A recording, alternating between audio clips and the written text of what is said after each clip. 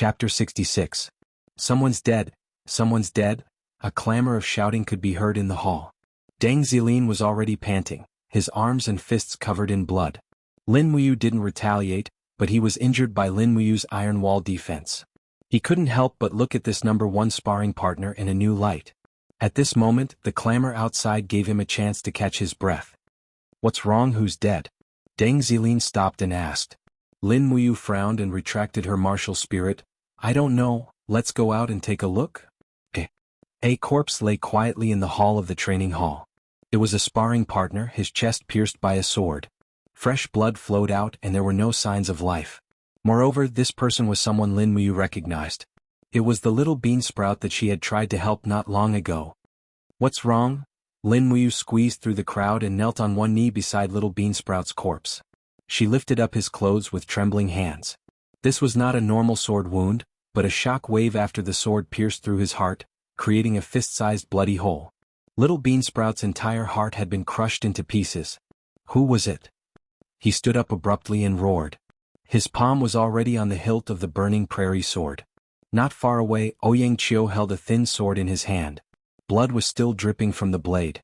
He said indifferently, "It was me. I accidentally killed him in a moment of excitement during training. I'll accept any punishment." You killed him on purpose. Lin Muyu went straight to the point. Is that so? Do you have proof? Ouyang Qiu sneered and walked forward.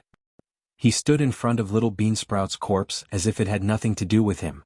The deacon Zhen Fang said, "Stop arguing. The deacon will be here soon. He will take care of it." Everyone nodded. A few minutes later, Lei Hong walked into the hall. His gaze swept past Lin Muyu, Ouyang Qiu, and Zhen Fang before landing on little Beansprout's corpse. What happened? Raham asked. Ouyang Qiu knelt on one knee and said, "Great Deacon, I accidentally killed this Copper Star sparring master during the trial. I am willing to accept any punishment. I only ask for Great Deacon's forgiveness." Lei Hong frowned and said, "Deacon Guyang, how should we deal with this matter?" Guyang opened the thick scroll and carefully read through it. Little Beansprout is a Copper Star sparring master from a commoner background. His annual salary is 50 Jinin coins. Ouyang Qiu is a general in the Marquis Manor and is a third-class noble. According to the Empire's laws, if a noble accidentally kills a commoner, he only needs to compensate the commoner with 10 years of his income in order to be pardoned. Thus, according to the law, Ouyang Qiu accidentally killed Little Beansprout, so he has to compensate Little Beansprout's family 500 Jinin coins. What?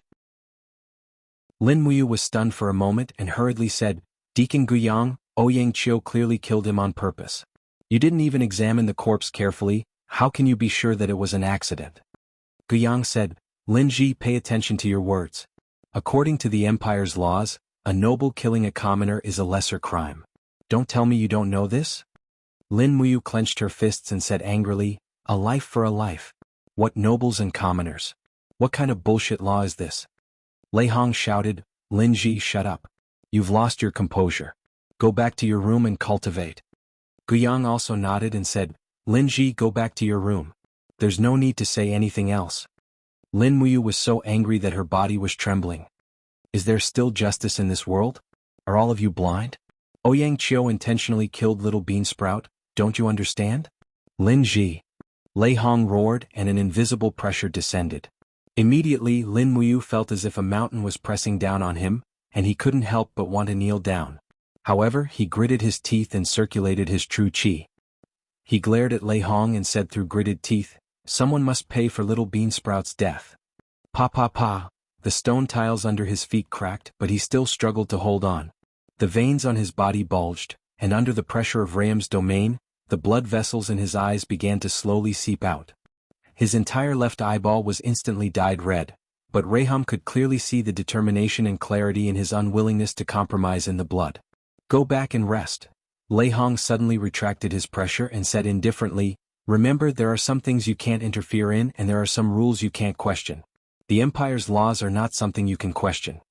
Lin Muyu's whole body was trembling, and he was panting heavily. At the side, the Silver Star instructor Zhang Wei patted his shoulder and said, "Foolish brat, hurry up and leave before the head deacon is completely enraged." Qin Xiling also said, "Lin Ji, hurry up and leave. Little Beansprout's matter. There will be justice in the future." Ouyang Qiu raised his blood-stained sword and knelt on the ground. He raised his head and said, "Head Deacon, this subordinate is willing to bear all the punishment. I will personally deliver these 500 Jinyin coins to Little Beansprout's parents." "And got it?" Lei Hong said indifferently, "Instructor Ouyang, you must be careful in your training in the future. I do not wish to see such a situation again." "Yes." Ouyang Qiu raised his head, and his eyes met Lin Muyu's gaze. Immediately, a trace of complacency appeared in his eyes. Obviously, Ouyang Qiu killed Little Beansprout to dampen Lin Muyu's spirit. Lin Muyu dared to stand out to protect Little Beansprout, so Ouyang Qiu killed Little Beansprout to let him know who had the final say in the Divine Hall. Lin Muyu's heart was in turmoil, anger and unwillingness mixed together. He naturally understood Ouyang Qiu's meaning, but he was completely powerless now. It seemed that his protection had harmed Little Beansprout. Without saying a word, he turned around and returned to the secret chamber to continue cultivating. Looking at his back, Lei Hong sighed helplessly. Evening, Divine Marquis residence. Zhen Fang was playing with a thin dagger. This dagger was made of pure gold and was not very hard. It was not suitable for killing enemies on the battlefield, so it could only be used as an ornament. Creak! The door opened and a servant walked up and said respectfully, "Little Marquis, the person is here." "Let him in." "Yes." The servant turned around to call for the person behind him. Very quickly a thin man walked in.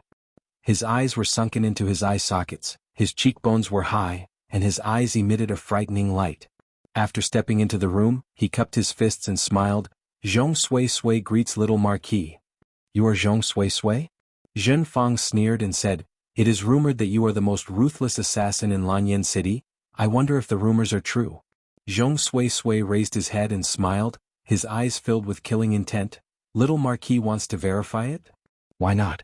Zhen Fang opened his hand, and a treasure sword several meters away was unsheathed with a king's sound. In an instant it was grasped in his hand and he smiled.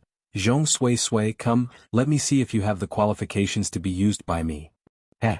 Zhong Sui Sui sneered and suddenly rushed forward in a flash.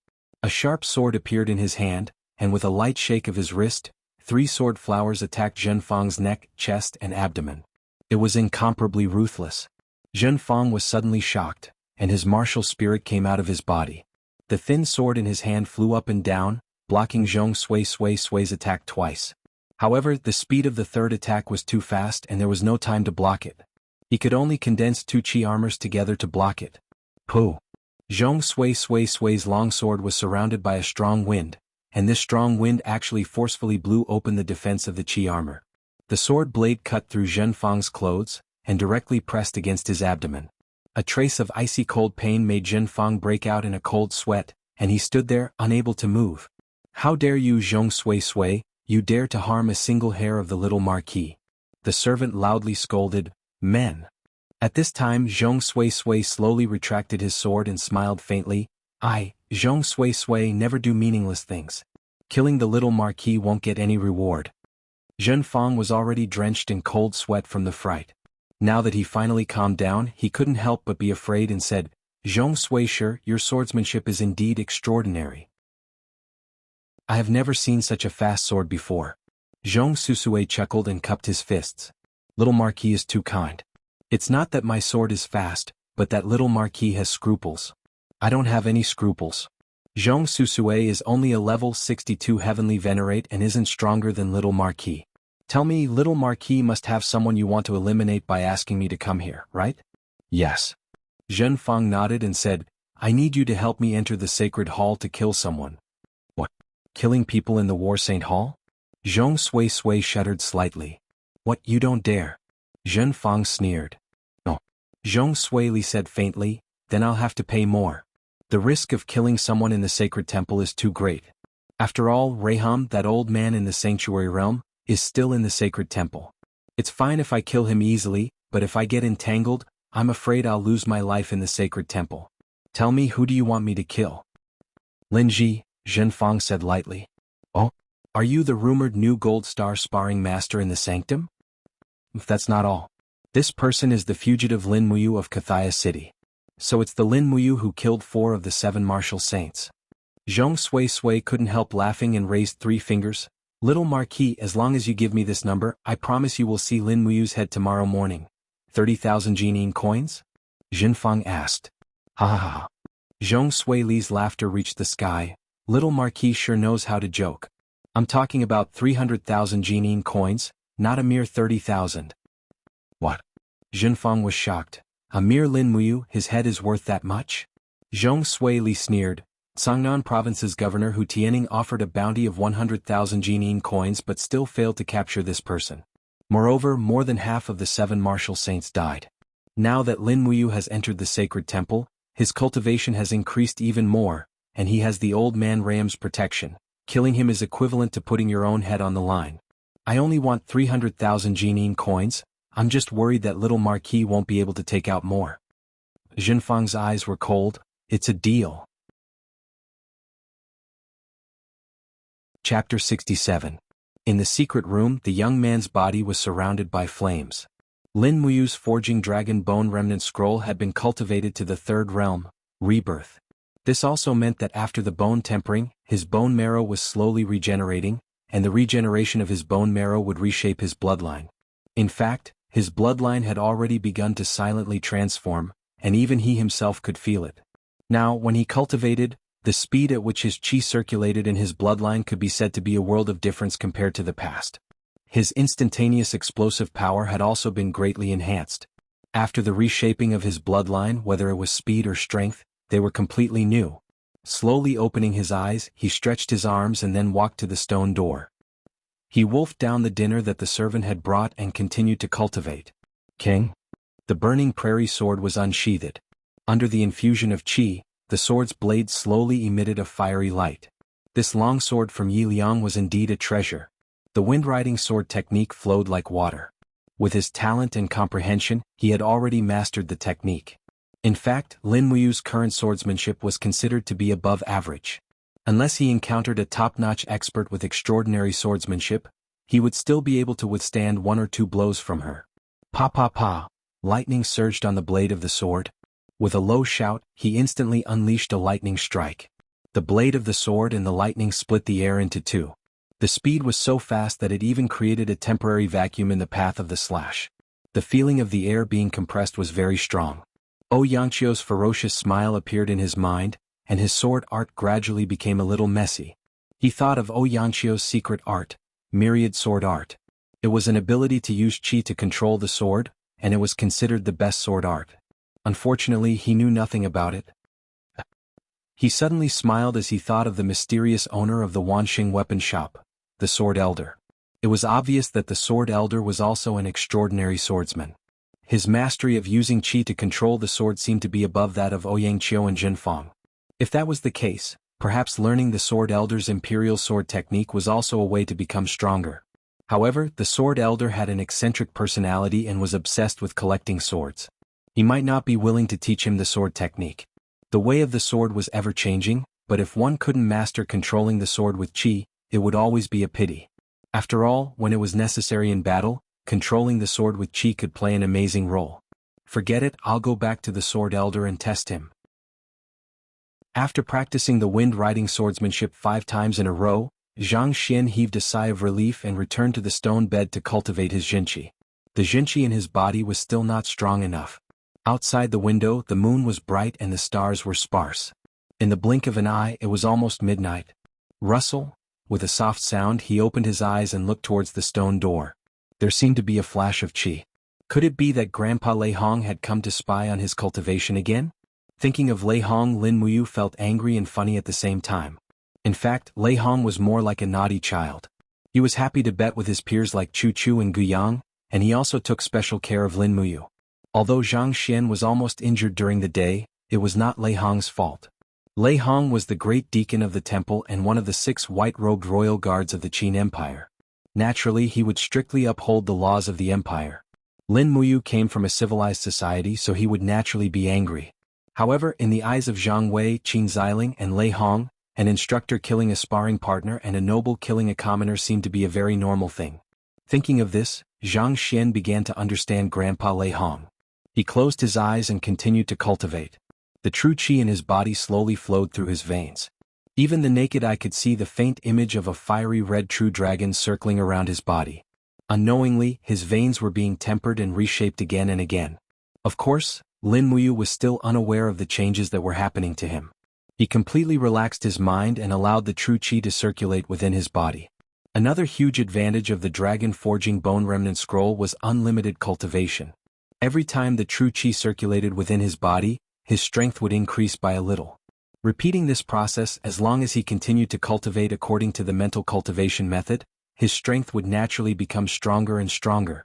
Just as he was about to enter a state of deep sleep, the voice of the female elf official Lulu suddenly sounded in his ears, "Big brother, be careful." Suddenly, a chill came from above his head. Lin Muyu was startled awake from his cultivation. An endless killing intent came from above. Without thinking, he turned sideways and rolled off the stone bed. Flames surged behind him. The attacker's sword directly pierced through the stone bed, splitting it into pieces. Weng. Lin Muyu quickly summoned his martial spirit. As if facing a great enemy, he released the dragon scale wall, mystic tortoise shell, and all the other martial spirit skills. He opened his palm and pulled out the burning prairie sword. Under the instigation of his true qi, the burning prairie sword emitted a strong fiery light, illuminating everything in front of him. The attacker did not say anything. He raised his sword and launched another attack. Ho! His martial spirit was a fox. However, it was not Tang Xiaoxi's fire fox. Instead, it was a kind of fox with black fur. It was extremely sinister and soundless. This also made Lin Muyu suddenly realize why he was caught off guard and did not sense this person's aura. So it was the advantage of his innate martial spirit. This person's martial spirit could conceal his own aura. 5 consecutive sword flowers bloomed. In an instant, 5 sword thrusts erupted. This person's sword was too fast. However, after Lin Muyu had gone through the bone tempering and marrow cleansing, even his eyesight had improved a lot. He could see clearly. With a shake of the burning prairie sword, King, he deflected 3 attacks. The remaining 2 were all eaten by the mystic tortoise shell. Poo-piu. 2 holes appeared on the mystic tortoise shell. Lin Muyu also felt a pain in her chest. The moment she came into contact with the sword, her martial spirit had already been injured. But, with a low roar, countless gourd vines drilled out from the cracks of the stone and attacked the opponent. The attacker clearly had extraordinary skills. He did not retreat. His long sword was filled with the luster of Do Qi. With a loud roar, the sword light wreaked havoc, engulfing the surroundings and chopping all the gourd vines into pieces. After Lin Muyu attacked, the angle of the lightning strike's attack was actually seen through. It was directly blocked. The attacker smiled complacently. With a swing of his sword, the steel sword actually produced a suction force. It brought the burning prairie sword downwards while it swept the sword in the air. Lin Muyu hurriedly lowered her head. A chill swept past the top of her head, even cutting off a few strands of her hair. Damn, this person's sword was fast and fierce. She held the burning prairie sword tightly and retreated.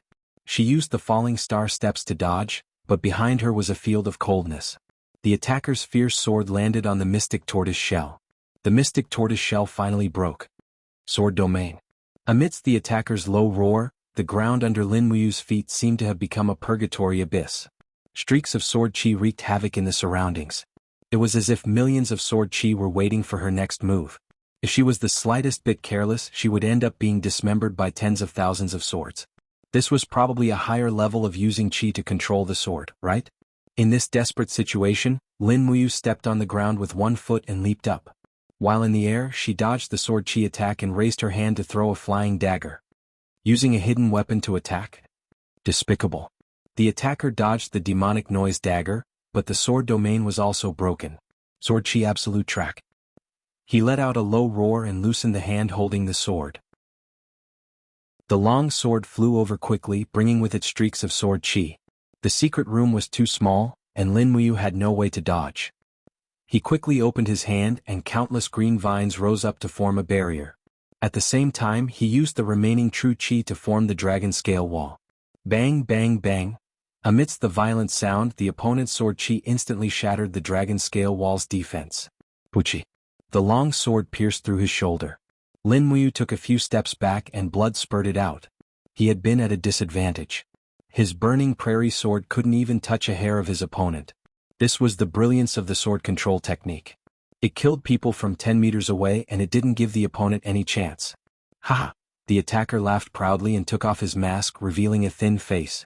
He mocked, "I was wondering who that Lin Muyu was. Now that I think about it, he's just SOSO. You should die contentedly under my sword."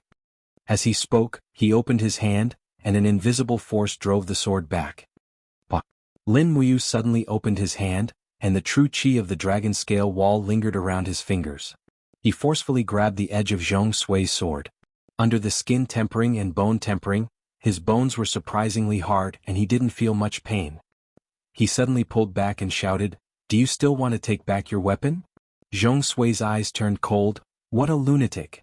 He flew forward, grabbed the hilt with one hand and activated his Do Chi.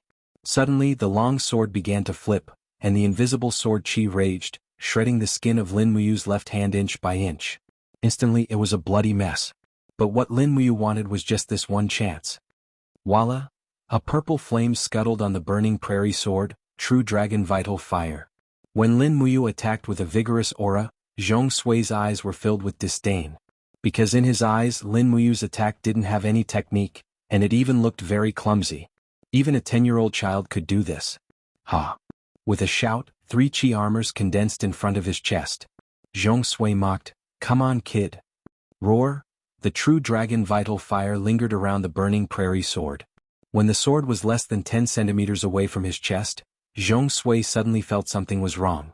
It was a power that he had never experienced before, overbearing and vigorous. Pooh! The blade pierced through the chi armor and the true dragon vital fire burned through his defense. It quickly pushed into his chest and pierced through Zhong Sui's heart. Killed in one strike. Zhong Sui's entire body was nailed to the stone wall by Lin Muyu's sword. His eyes were filled with endless fear and unwillingness. Before he died, he looked at Lin Muyu and muttered, Who are you?" Lin Muyu said indifferently, "Are you sent by Jinfang?" "Yes, then you can die." The true dragon vital fire was activated, and it directly burned Zhong Sui's heart into charcoal. Chapter 68. It was a pity that Zhong Shuxi's swordsmanship and Do Chi were above Lin Muyu's, but he had underestimated his opponent and underestimated Lin Muyu's ability to counterattack. In the end he was killed by true dragon essence fire. Lin Muyu softly leaned against the bed and took out a bottle of healing medicine and poured it on the wound. She didn't call for help and just sat there to recover her energy. She had to quickly heal the wound or else it would be terrible if there were any internal injuries left. In the morning the holy temple was in an uproar. A top-notch assassin had infiltrated the holy temple to assassinate a Venus training partner and was instead killed by the training partner. This news quickly spread throughout the holy temple and even more than half of the imperial capital. This was no small matter. What kind of place was the holy temple? It was the symbol of the empire's strongest power. Now, someone actually dared to enter the holy temple to kill someone. This was simply too daring. Peng? Lei Hong's palm landed on the blue embossed table. His face was full of anger as he faced a group of deacons, instructors, and training partners. His voice was abnormally cold as he said, "The holy temple is heavily guarded. Just who let this assassin in?" Zheng Fang stood there expressionlessly. Guyang said, "Great Deacon, we have found out. This assassin is called Zhong Shuxi and is a notorious bounty hunter in the Lanyan city. As long as he is given enough Jinin coins, he is willing to do anything. This Zhong Shuxi even said that as long as someone can pay a sky-high price, he would dare to infiltrate the Zetian temple and take the emperor's head, the Radiant King's head. Simply too daring." Lei Hong's face was ashen. Zhong Shuxi infiltrated the holy temple to kill someone. This was simply challenging his authority as the lord of the holy temple. Investigate thoroughly. The holy temple's walls are very high and there are guards at night. It is impossible to climb over the walls. Zhong Shuxi must have been brought in by one of our own. Investigate thoroughly who brought someone in yesterday. Yes. Guiyang cupped his fists and said. At this time Zhang Wei turned to Zheng Fang and said with a smile, "Oh, at dusk yesterday I saw the young marquis bringing a few servants into the holy temple. I don't know if I saw wrongly." Zheng Fang's face turned cold. "Zhang Wei, what do you mean? Are you suspecting me?" "I wouldn't dare." Zhang Wei cupped his fists. This subordinate was just thinking of this matter and did not mean anything. The little marquis is an open and candid person, a man of honor and righteousness. I, Zhang Wei, have no doubt about the little marquis character. It is absolutely not the little marquis who wants to kill Lin Ji. Zhen Fang's face was extremely ugly. alternating between green and white. Everyone in the Divine Temple knew that Zhen Fang wanted to kill Lin Ji, so he was the biggest suspect. Moreover, a bounty assassin like Zhong San could only be hired by a high official or noble like Zhen Fang. Zhang Wei was born a commoner, so he naturally stood on Lin Ji and Little Beansprout's side. In fact, he was so hot-blooded that he didn't even care about his own safety. In this world, the only thing he wanted was to be happy. Raham said coolly, "No need to argue. I'll investigate this matter personally. Once I find the culprit, I won't let them off lightly. The Holy Temple is the symbol of the Empire's power, and it cannot be blasphemed by vile people." The group of people cupped their fists. "Yes, Grand Deacon. Then let's disperse." After everyone dispersed, Raham called out to Lin Muyu, "Lin Ji, wait a moment." "Grandpa Raham, what's the matter?" He stopped and asked, "How's your forging dragon bone remnant scroll recently? Are your injuries serious?" Raham asked with concern. Lin Muyu's heart warmed and he smiled awkwardly. "I don't know how my cultivation is going, but it should be considered as a small success? Otherwise, I'm afraid I wouldn't have been able to kill this Zhong San. And I've checked Zhong San's wound, it was a one-hit kill. You must have used your own body as bait, otherwise this kind of bounty assassin who kills people like flies would not have been defeated so easily." "Yes, Grandpa Raham. I was too lazy, I was cultivating last night so I didn't go to your place. It's alright, I can protect myself." Lin Muyu smiled confidently. "That's good, go." "Yes." Because of his injuries, Guyang gave him 3 days of rest, which made Lin Muyu feel like a fish in water. He just wanted to use these 3 days to do something. He went out and went straight to the direction of Wanxing weapon shop. Next, it was time to ask the Sword Elder to teach him the Imperial Sword technique. But he didn't go far. Suddenly a horse galloped from afar. The horse was a beautiful girl in a green dress, about 18 years old, and she was extremely beautiful. She shouted from afar, "Excuse me, are you Master Lin Ji?" "And?" Lin Muyu stopped. "Who are you?" The girl turned over and dismounted, her hands lightly clasped on her lower abdomen, and bowed to do a standard imperial lady's bow. She smiled and said, "My name is Jean Xiaotang, I'm Jean Ziju's daughter from the Imperial Medicine Shop.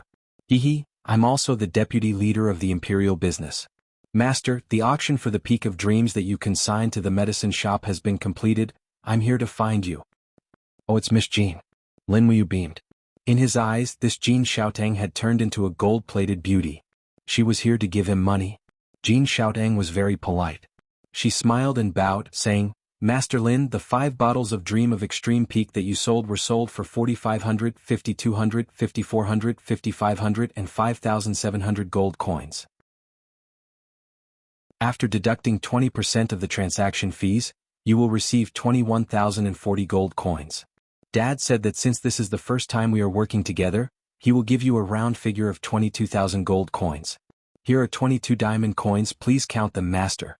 She raised a golden pouch which was filled with 22 diamond coins. Lin Muyu's heart leaped with joy as she felt like a nouveau riche. This feeling was amazing. After accepting the bag, Lin Muyu said happily, "Thank you, Miss Jean." Jean Xiaotang shook her head with a smile and took out a bright, transparent card from her bosom. She said, "Since the transaction has exceeded 20,000 Jinin dollars, according to the rules of the trading house, this diamond card is a gift to you. Customers with a diamond card can enjoy a 30% discount on purchases in the Imperial Trading House and a 10% commission on sales. In addition, the diamond card has a balance of 10,000 Jinin dollars and an overdraft limit of 50,000 Jinin dollars. This card is specially infused with the power of a spirit beast to control the amount, so it can be used in any large trading house. Please accept it, Master." Lin Muyu accepted the card, but her heart was as clear as a mirror. She smiled and said, "I'm afraid a mere transaction of 20,000 gold coins is not enough to get this card, right?" Jean Xiaotang burst into laughter and said with a smile, "Master is indeed smart. Actually, only a transaction of 500,000 gold coins can get a diamond card, but Master is a little special." "Why am I special?" "Because you are the only person who can refine Dream of the Extreme. You are the only one in the world of alchemy." As she spoke, Jean Xiaotang bowed again and said with a smile, "Master Lin Ji, if you can refine Dream of the Extreme, please put it up for auction in our trading house first. Xiaotang guarantees that you will not suffer a loss." "I see." Lin Muyu smiled slightly and said, "All right, I will. Thank you, Miss Xiaotang." "You're welcome. I'll be leaving then. Goodbye." Jean Xiaotang spurred her horse and left. Lin Muyu held the heavy 22 diamond coins in her hand, and all sorts of feelings welled up in her heart. The feeling of being rich. But on second thought he thought of the pitiful little beansprout. As a copper star sparring master, was his life only worth 500 goldine coins? Wouldn't the 22 diamond coins in her hand be enough to buy the lives of 44 little beansprout? Slightly sad, she took the money and went straight to the Wanxing weapon shop. When he arrived at the weapon shop, the shop assistant actually recognized him and said with a face full of smiles, "Young hero, you are here. Our shopkeeper was right, young hero will definitely come again." How did Senior Sword Elder know that I would come again? First, young hero is a person who loves swords. Second, young hero is a person who uses swords. Young hero, please follow me, the shopkeeper is in the backyard. And thank you. When she saw the Sword Elder again, the old man was still hale and hearty. He stood alone in the backyard with his hands open, and a formless energy surged around him. It was this energy that gave him the ability to control swords. Senior. Lin Muyu bowed. As a member of the Holy Temple, it seemed that other forms of etiquette were not appropriate. The Sword Elder slowly turned around and with a radiant face he said with a smile, "Young hero, we meet again. Last time you came to broaden your horizons, I wonder what you are here for this time?" "I want to learn from Senior the art of controlling swords with chi," Lin Muyu said respectfully. "Learn swordsmanship?" The Sword Elder could not help but smile and said, "This old man has not taught for many years, young hero, please go back." Lin Muyu was unmoved and said, "There must be a reason for not teaching, this junior would like to hear the details." The Sword Elder felt a sense of novelty and said with a smile, "All right then." As he said this, the Sword Elder put his hands behind his back, and sword energy surged around his body. His green robe slightly swayed and he smiled.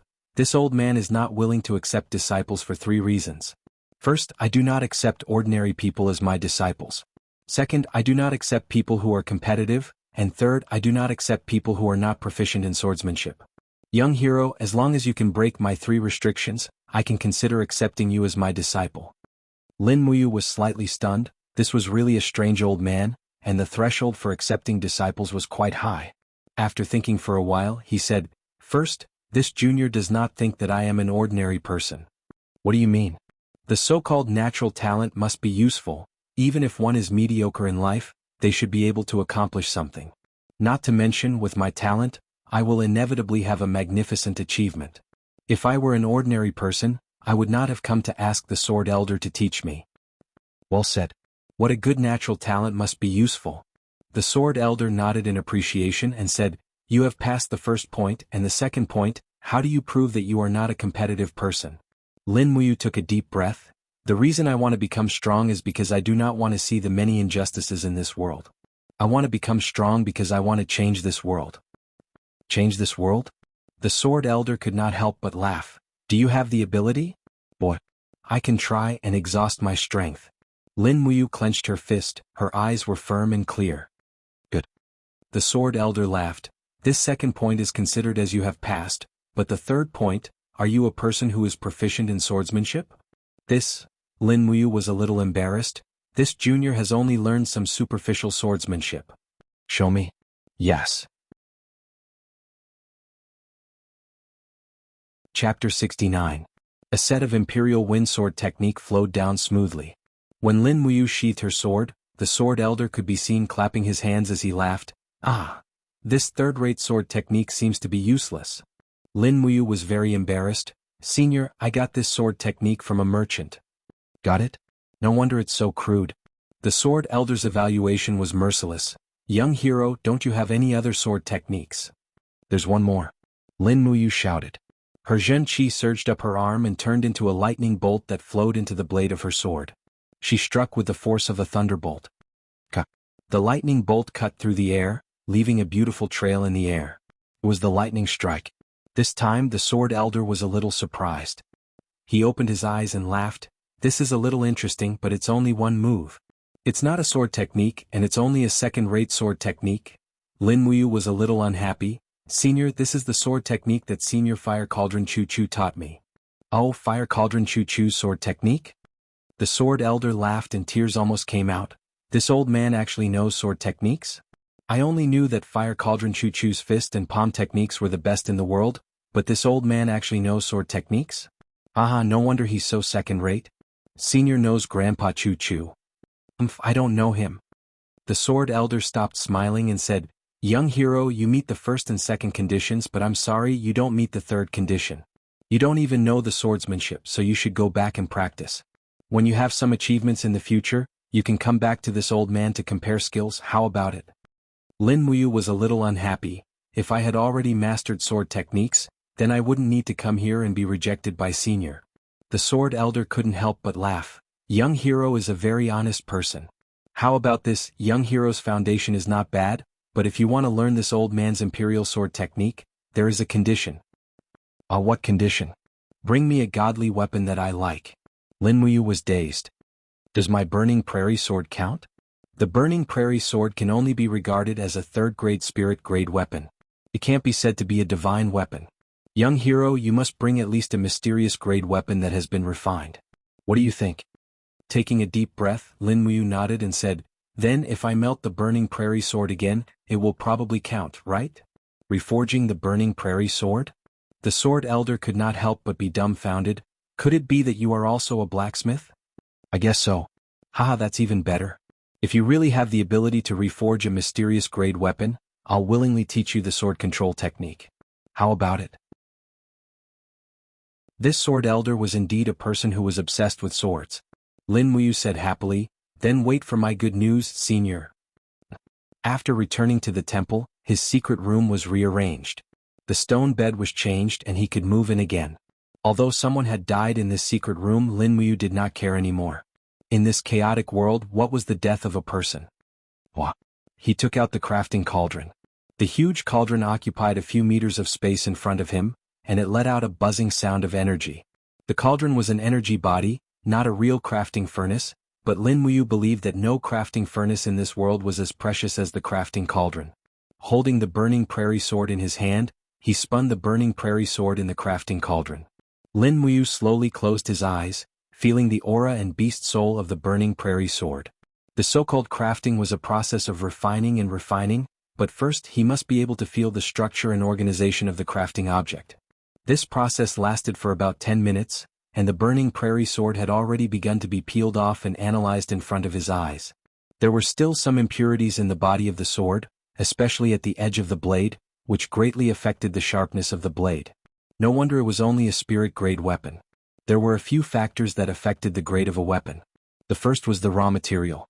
Ordinary iron was destined to be unable to compare with fine iron, dark steel, and the like. It was even more incomparable to some precious godly metals. The second factor was the purity. The more impurities there were, the harder and more tensile the weapon would be. The third factor was the refined spirit. The stronger the refined beast spirit in the weapon, the stronger the weapon would be. Whoosh! With a soft sound, the female elf officer Lulu flew out of Lin Muyu's body. She was a supporting elf, and in this world she was actually more like a guiding light for Lin Muyu. Without Lulu's help, he might not even know how to release the crafting cauldron. Big brother? Lulu flapped her wings and said with a smile, The basic material of this burning prairie sword is dark iron, which is a very good material. However, there are a lot of impurities and the beast soul is not strong enough. Big brother can refine the excess impurities, but I can only upgrade the burning prairie sword to a spirit-grade weapon at most. If you want to upgrade it to the mysterious grade, you will need to change to a more powerful beast soul. Lin Muyu nodded. Then what do I need? You will need about 2 to 3 kilograms of dark iron, and a spirit stone from a spirit beast. It must be at least a fire-type spirit stone that is more than 5,000 years old, or it will not be able to upgrade to the mysterious grade. Is that so? I got it. He was not in a hurry to refine it. If a worker wanted to do a good job, he must first sharpen his tools. He needed to prepare enough materials first. As for crafting, this was his old profession, so it was definitely not a problem. He went out and went straight to the Imperial Chamber of Commerce. These things had to be bought from the auction house.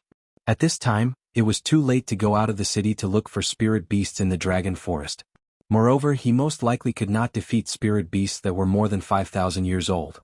Instead of wasting time, he might as well use the 22 diamond coins in his pocket to do something else. In the Imperial Chamber of Commerce, when Lin Muyu took out the diamond card, the shopkeeper immediately welcomed him with a smile. A distinguished guest is here. How may I help you? I want to see Miss Jean Xiaotang.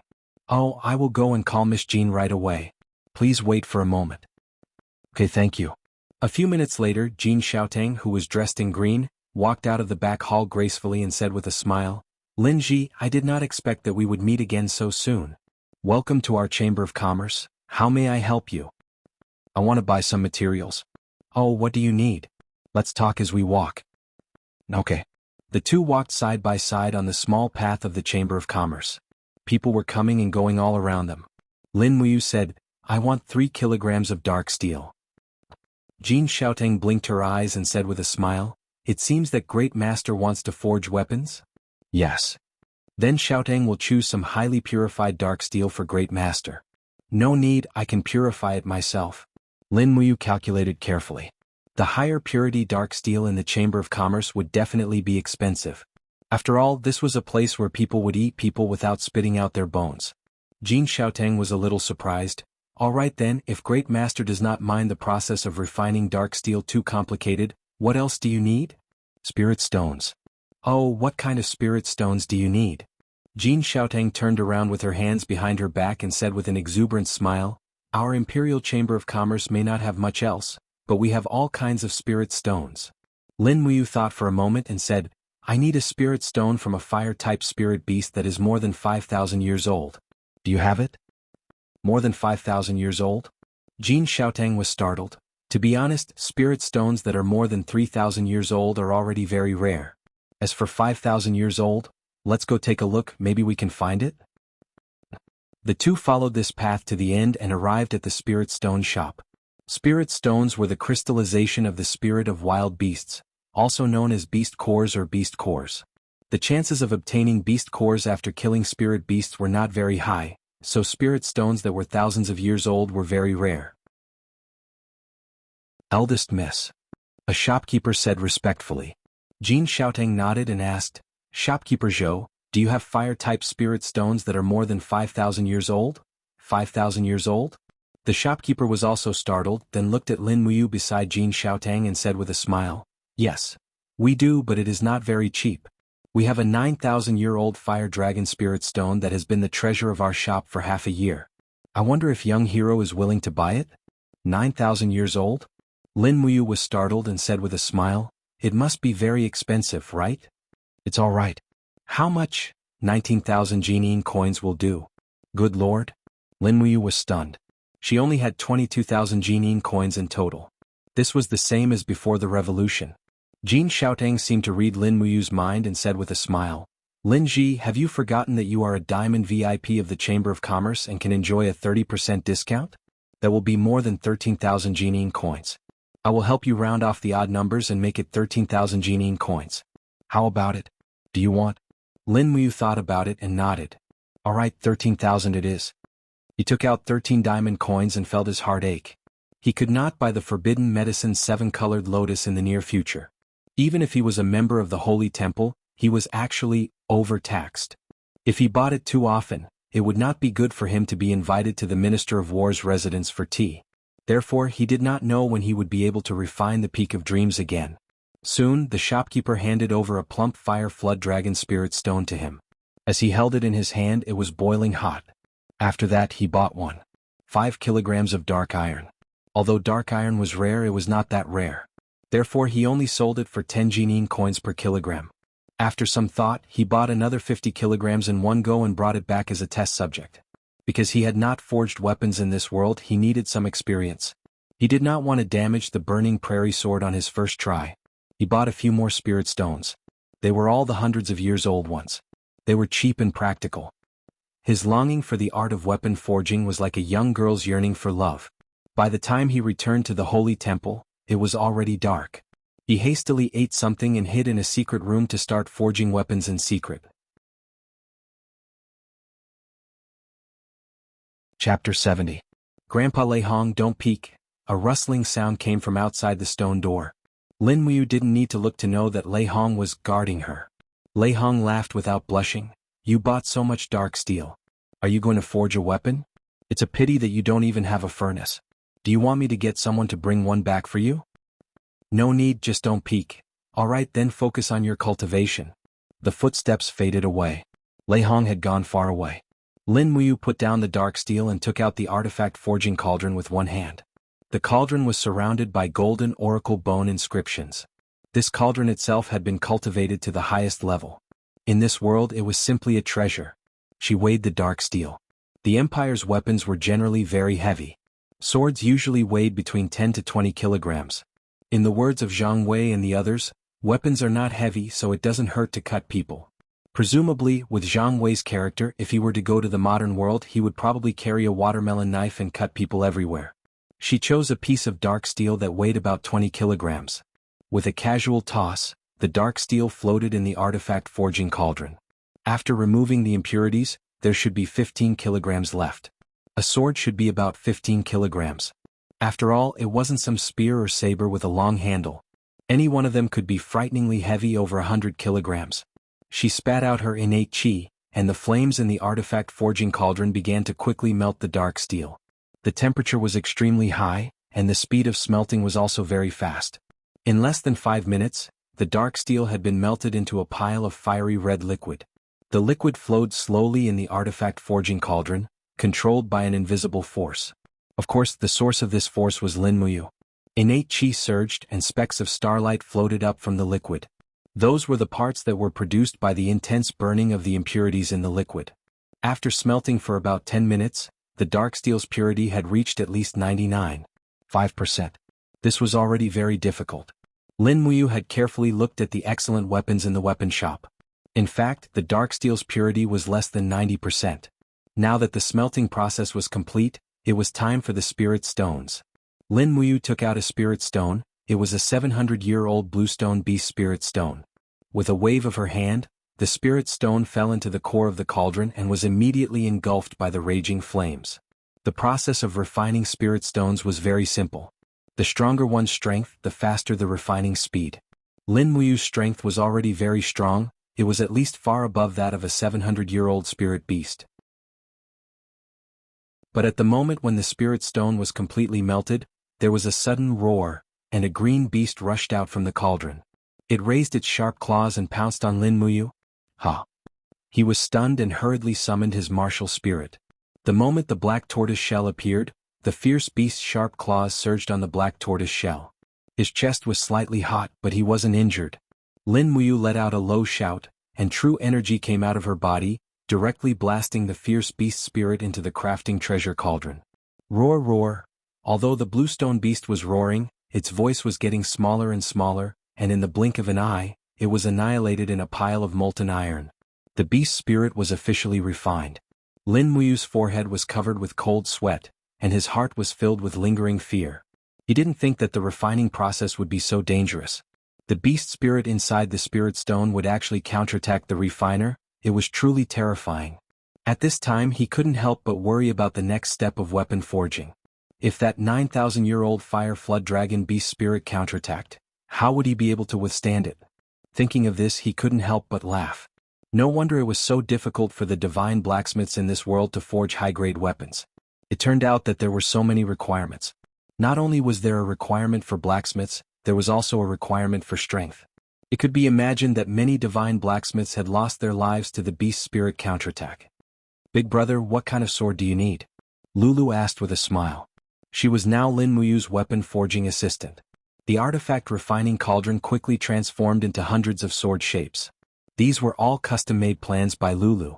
Lin Muyu casually glanced at them and chose a standard shape. Then the artifact refining cauldron's power surged, and an invisible force condensed into the shape of a sword. The molten iron along with the beast spirit slowly flowed into this invisible sword shape. Lin Muyu slowly released his true chi, and the artifact refining cauldron instantly cooled down. Puchi. The standard shape of the long sword fell into the pool at the side, stirring up streams of steam. After nearly half a minute, Lin Muyu reached out and took the long sword out. Holding it in her hand, she only felt that the sword light was cold. She smiled and said, "I still don't know how to distinguish the grade of a weapon. Lulu, do you know how?" The little elf puffed out her small chest and said with confidence, "Big brother, this is a 7th grade spirit grade weapon. Your first work is of the spirit grade. Not bad. And that's good." Lin Muyu smiled with satisfaction. It seemed that as long as she cultivated hard, it wasn't impossible to become a generation of divine blacksmiths in this world. Even if she couldn't complete a divine weapon like Star, at least a mysterious grade weapon would be at her fingertips. She continued to forge 4 more swords. Among them, 3 were 7th grade spirit grade and 1 was 6th grade spirit grade. After all, the materials weren't good enough, but it was still not bad. These black iron were all legendary 100-year black iron. They couldn't be considered precious and could only be forged at this level. Finally, it was time to reforge the Burning Prairie sword. She carefully placed the Burning Prairie sword into the crafting cauldron. However, the Burning Prairie sword was already a treasured sword, and it took a lot of effort to reforge it. After half an hour, the sword was finally melted. When the entire sword turned into a pile of molten iron, a low roar sounded, and as expected, the beast soul in the Burning Prairie sword appeared. Lin Muyu was prepared and smashed it with a heavy demonic sound fist. This way, the Burning Prairie sword became a weapon without a soul. But it didn't matter, the Fire Dragon Spirit Stone was already prepared. Closing her eyes, she carefully exhaled into the crafting cauldron to refine the impurities in the iron. Bits of fiery red starlight rose slowly and floated around the whole crafting cauldron before falling to the ground. After adding in new black iron, Lin Muyu started to refine the cauldron. About an hour later, the fiery red molten iron condensed into a stream and flowed like a red ribbon in the cauldron. All the impurities had been removed and the purity was definitely above 99%. This was the best that Lin Muyu could achieve with her current cultivation. She took a deep breath and took out the Fire Dragon Spirit Stone. The real dangerous adventure had just begun. The fiery Flood Dragon Spirit Stone was abnormally stubborn. Just the refinement itself took nearly 2 hours. Just as the surface of the Spirit Stone was peeled off and melted, Lin Muyu, who was standing in the cauldron, quickly summoned her martial spirit. Dragon Scale Wall and Mystic Tortoise Shell were also activated. Roar! As expected, it still came. A fire dragon beast spirit pounced out from the Spirit Stone and opened its bloody mouth, directly smashing into the Mystic Tortoise Shell and the Dragon Scale Wall. Lin Muyu let out a low roar and waved her fists wildly. She even took out a freshly forged weapon and slashed at the beast spirit's strength. For a moment, strong winds blew in the crafting cauldron, and the roars of the beast spirit were endless. After nearly half a minute of battle, the fire dragon beast spirit was slowly refined. Lin Muyu stood in the crafting cauldron, gasping for breath. There was a burning wound on her chest. The fire dragon beast spirit was truly not for show. Even inside the crafting cauldron, it was still able to launch such a fierce counterattack. It was too terrifying. However, Lin Muyu was still very glad that she had survived. In this case, the grade of this sword would definitely not be too low. The fire dragon beast spirit sank into the molten iron, and there was a faint hissing sound. Lin Muyu circulated her true chi and continued to refine the sword. Furthermore, she chose a dignified long sword from the sword model that Lulu had given her as the mold. The molten iron slowly flowed into the mold. The entire process of remolding the sword only took a few minutes. When the crafting cauldron dissipated, a fiery red long sword floated in the air. Lin Muyu pushed with her palm, and a strong gust of wind sent the long sword into the pool. Pooh! Intense steam rose up, evaporating more than half of the water in the pool.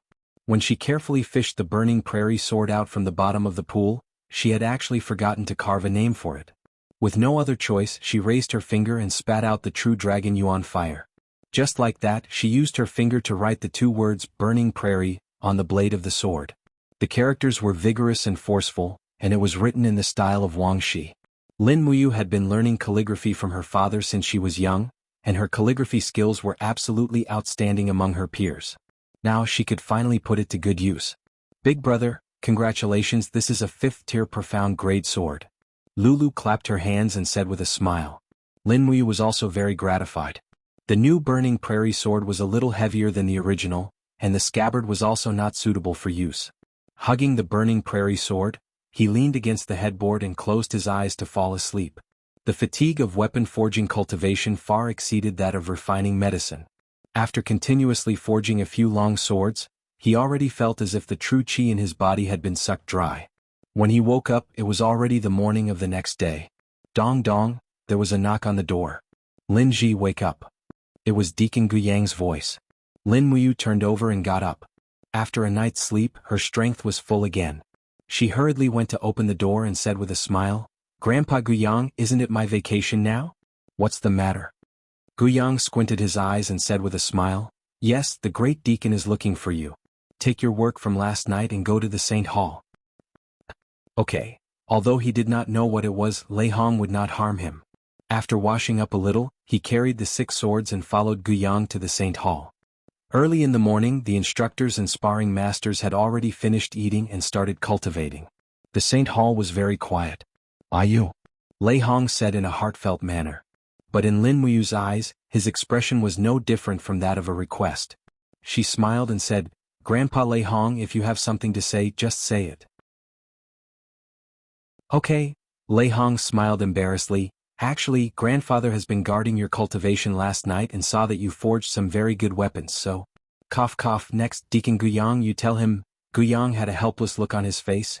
What the great deacon means is, although the Saint Hall has received financial support from the Empire, the weapons in our arsenal are actually third-rate goods. You have seen for yourself, the weapons of the instructors are often broken and damaged. In fact, they are all ordinary superior weapons. There are no spirit-grade weapons at all. So after seeing that you can forge spirit-grade weapons, the great deacon is very pleased. Lin Muyu already saw through it and said with a smile, "So the 2 grandpas want to use the name of the Saint Hall to buy the swords I forged, right?" "Yes." Guyang rubbed his hands and looked like a profiteer. "But we are a family, you have to give us an insider price, Lin Muyu."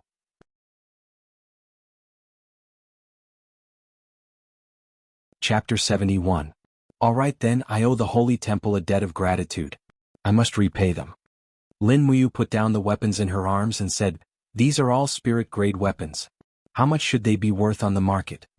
Guyang's gaze swept across the distance and said, "Instructor Liu, you used to be a supervisor in the Imperial Weapons Department. Why don't you appraise the grade of these weapons?" Instructor Liu was a bearded man. He stepped forward and picked up a sword. With a clang sound, he unsheathed the sword and flicked his finger on the blade. His eyes shone brightly as he said with a smile, "Good sword. This is a 7th-stage spirit-grade dark iron sword. Its market price is about 7001200 Jinyin coins. It's a treasure that many noble childs are eager to get." Lin Muyu turned to Lei Hong and smiled, "Then sell them to the Holy Temple at half price. These swords will be sold for 500 Jinyin dollars each. Grandpa Lei Hong, what do you think?" Lei Hong nodded happily. "Yes, Deacon Guyang, allocate 2,500 Jinyin dollars from the Holy Temple to Lin Ji. Remember to place these swords on the top floor of the weapons pavilion. Only Silver Star and Gold Star instructors can use these weapons." Guyang cupped his fists. "Yes, great deacon."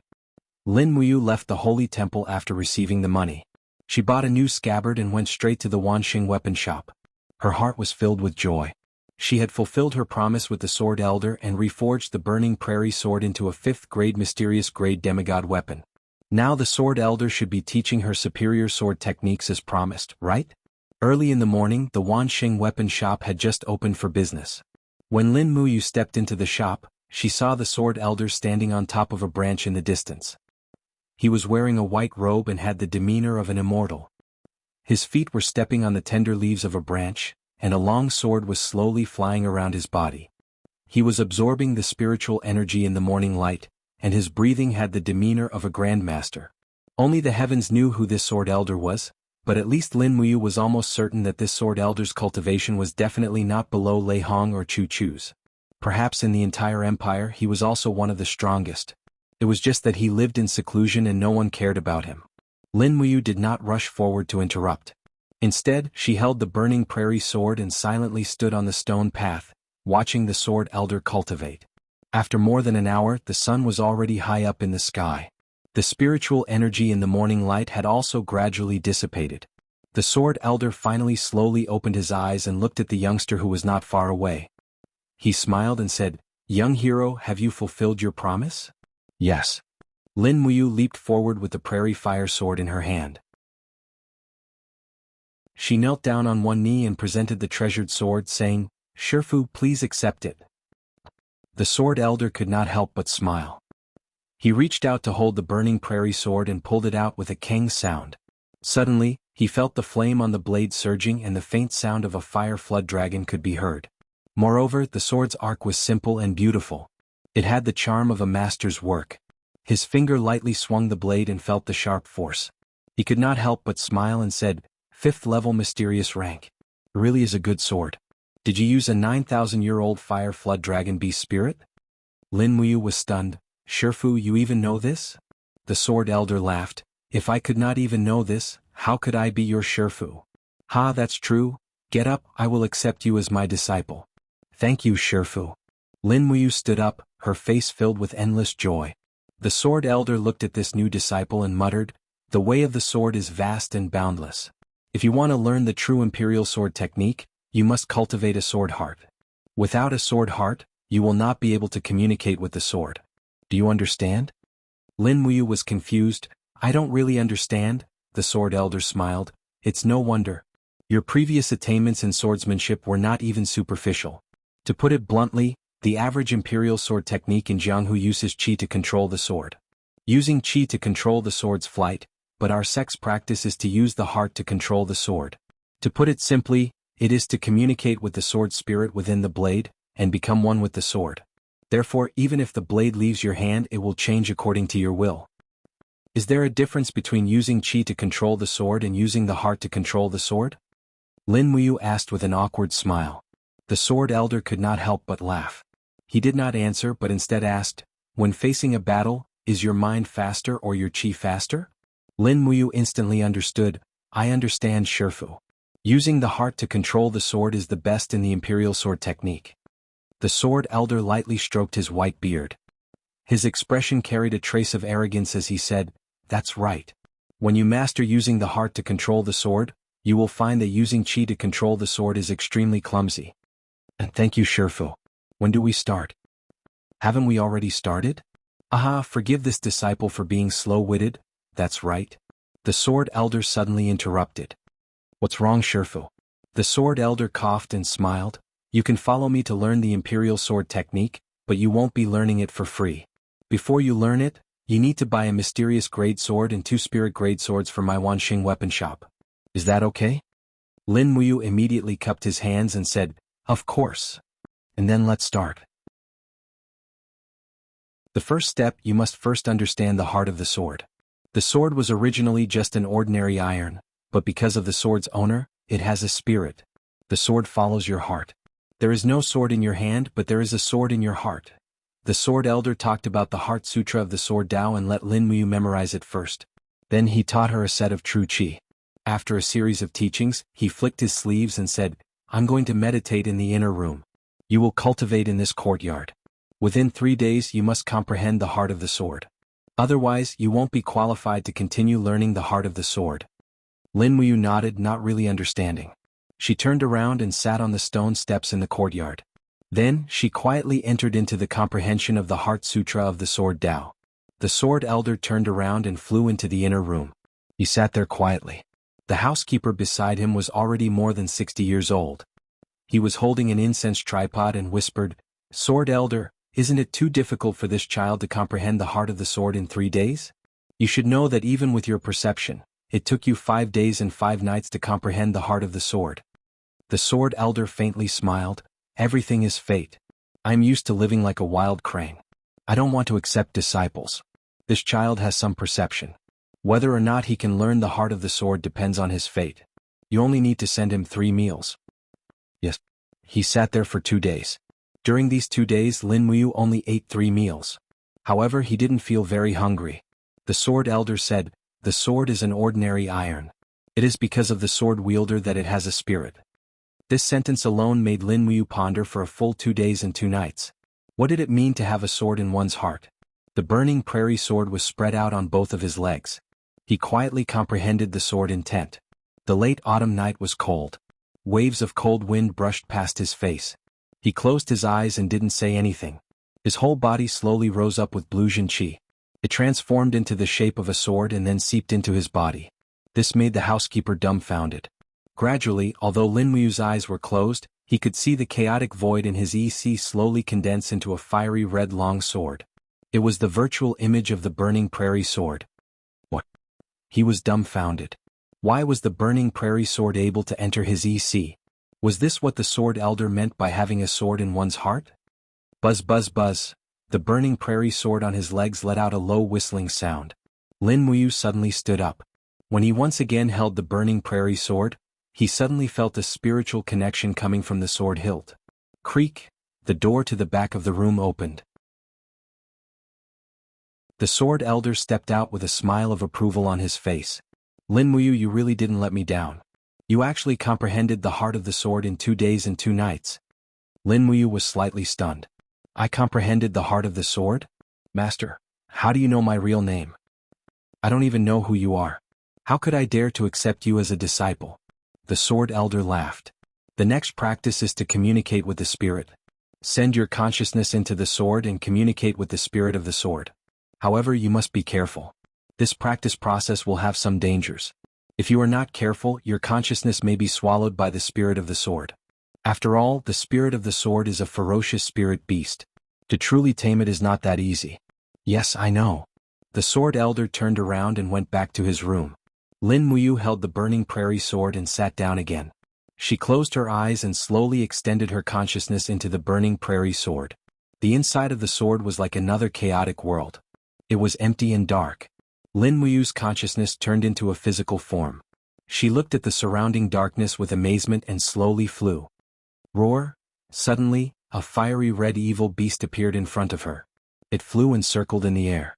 It opened its bloody mouth and attacked fiercely. It was the spirit beast inside the sword, Fire Flood Dragon. Ah! Lin Muyu hurriedly opened her arms and used her arms to force open the jaws of the fiery WRM. However, the strength of the fiery WRM was too strong and it continued to bite down fiercely. Poochie!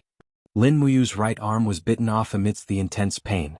The fiery WRM chewed on this delicious meal with all its might and swallowed it whole. It roared continuously and opened its claws for another attack. Poochie! Lin Muyu's consciousness body was broken in the blink of an eye. Her body turned into starlight and slowly dissipated. The Fire Flood Dragon roared again and again. It opened its mouth and bit off his other arm. Beast? Lin Muyu roared. An indescribable anger gushed out from the bottom of her heart. In the next moment, a golden light bloomed in the darkness. A golden true dragon covered in flames emerged from his body. The long dragon's body circled around Lin Muyu. The dragon's head looked at the Fire Flood Dragon. It suddenly opened its mouth and let out a dragon roar. Poochie! It bit the head of the Fire Flood Dragon and began to tear it apart. Paw! The huge dragon's claws crossed and firmly grasped the neck of the Fire Flood Dragon. The dragon opened its mouth and flames expanded. It looked like it was about to swallow the Fire Flood Dragon. Ao! The Fire Flood Dragon unexpectedly let out a cry. It lowered its proud head and whimpered as if it was crying. It was actually begging for mercy? In front of a true dragon, how could a mere Fire Flood Dragon be so rampant? Lin Muyu couldn't help but laugh. Her strength slowly dispersed and the image of the true dragon that lingered around her slowly disappeared. As for the Fire Flood Dragon, it crawled at Lin Muyu's feet, as if it had pledged its loyalty. Humph, that's more like it, he chuckled and slowly withdrew his consciousness. He opened his eyes and looked down. He could feel a burst of joy coming from the burning prairie sword. Sure enough, the sword heart could communicate with the sword soul. So it really was this amazing.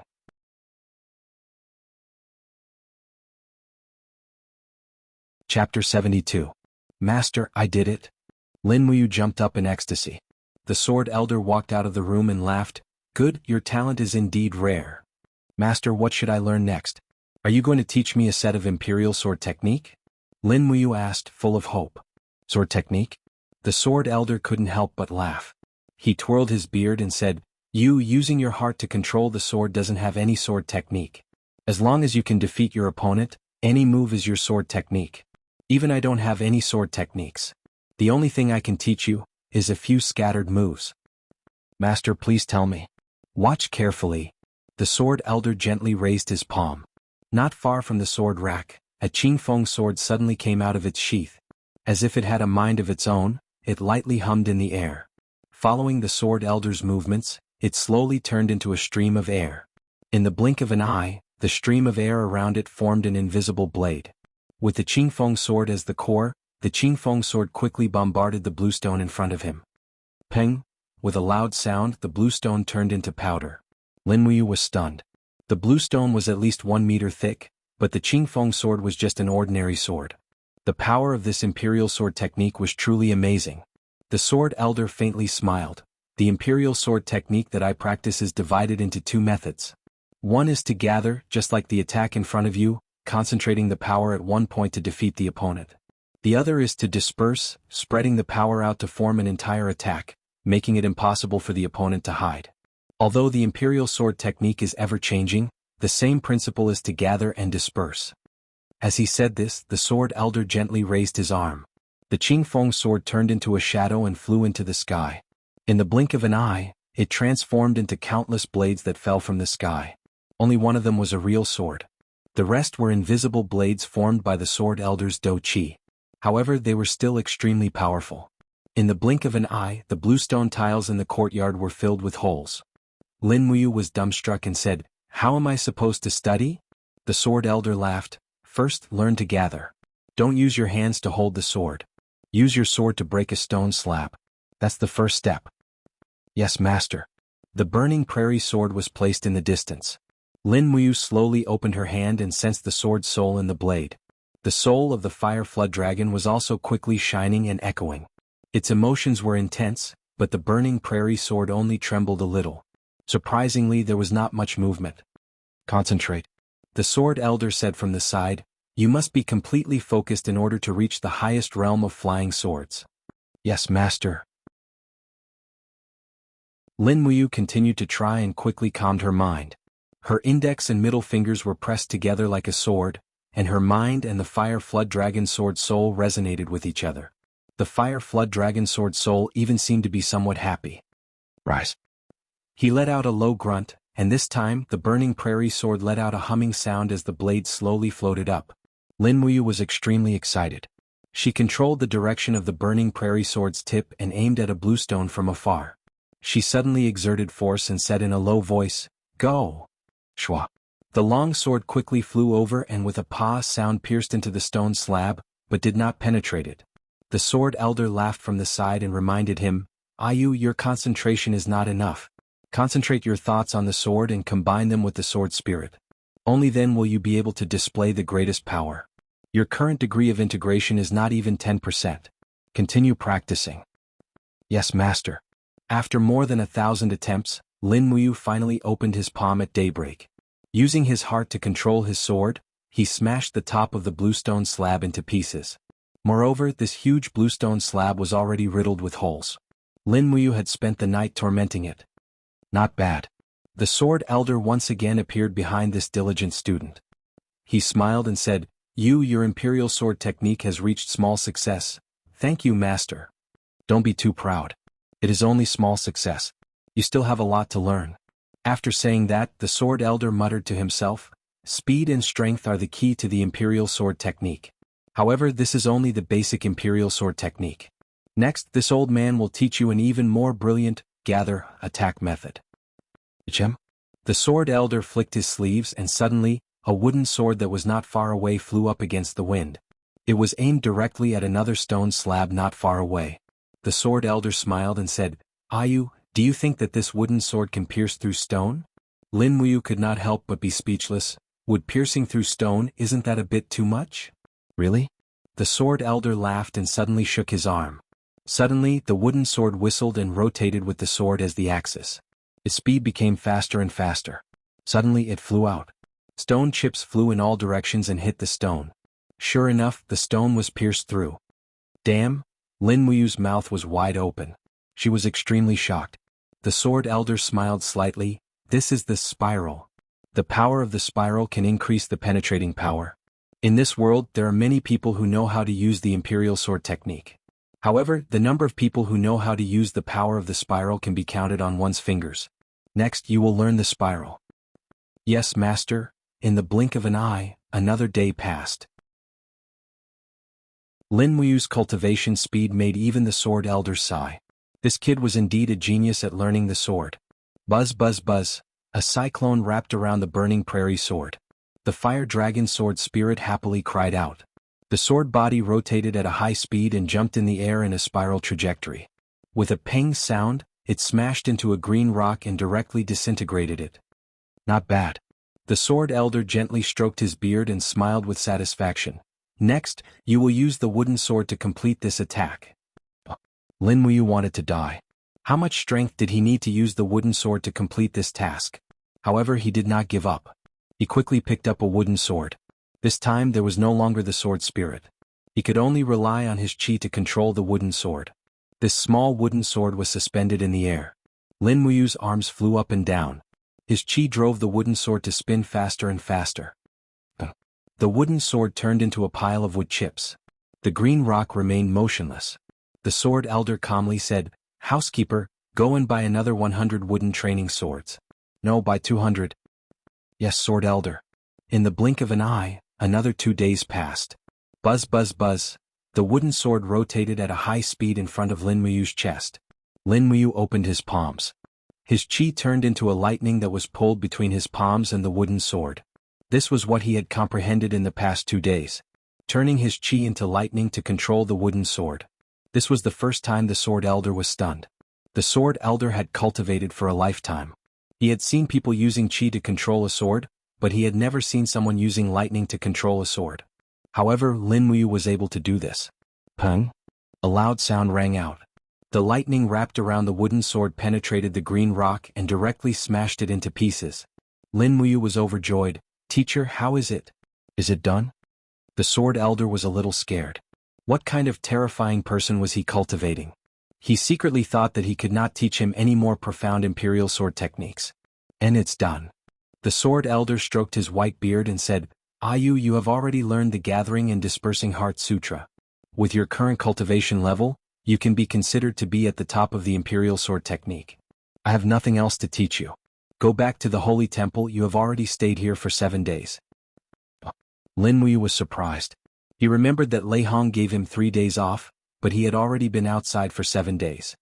Holding the burning prairie sword, he retreated a few steps and knelt on the ground. He kowtowed and said, "Thank you, teacher, for your guidance. Lin Muyu will always remember it. Teacher, rest assured I will go back and forge a weapon as soon as possible."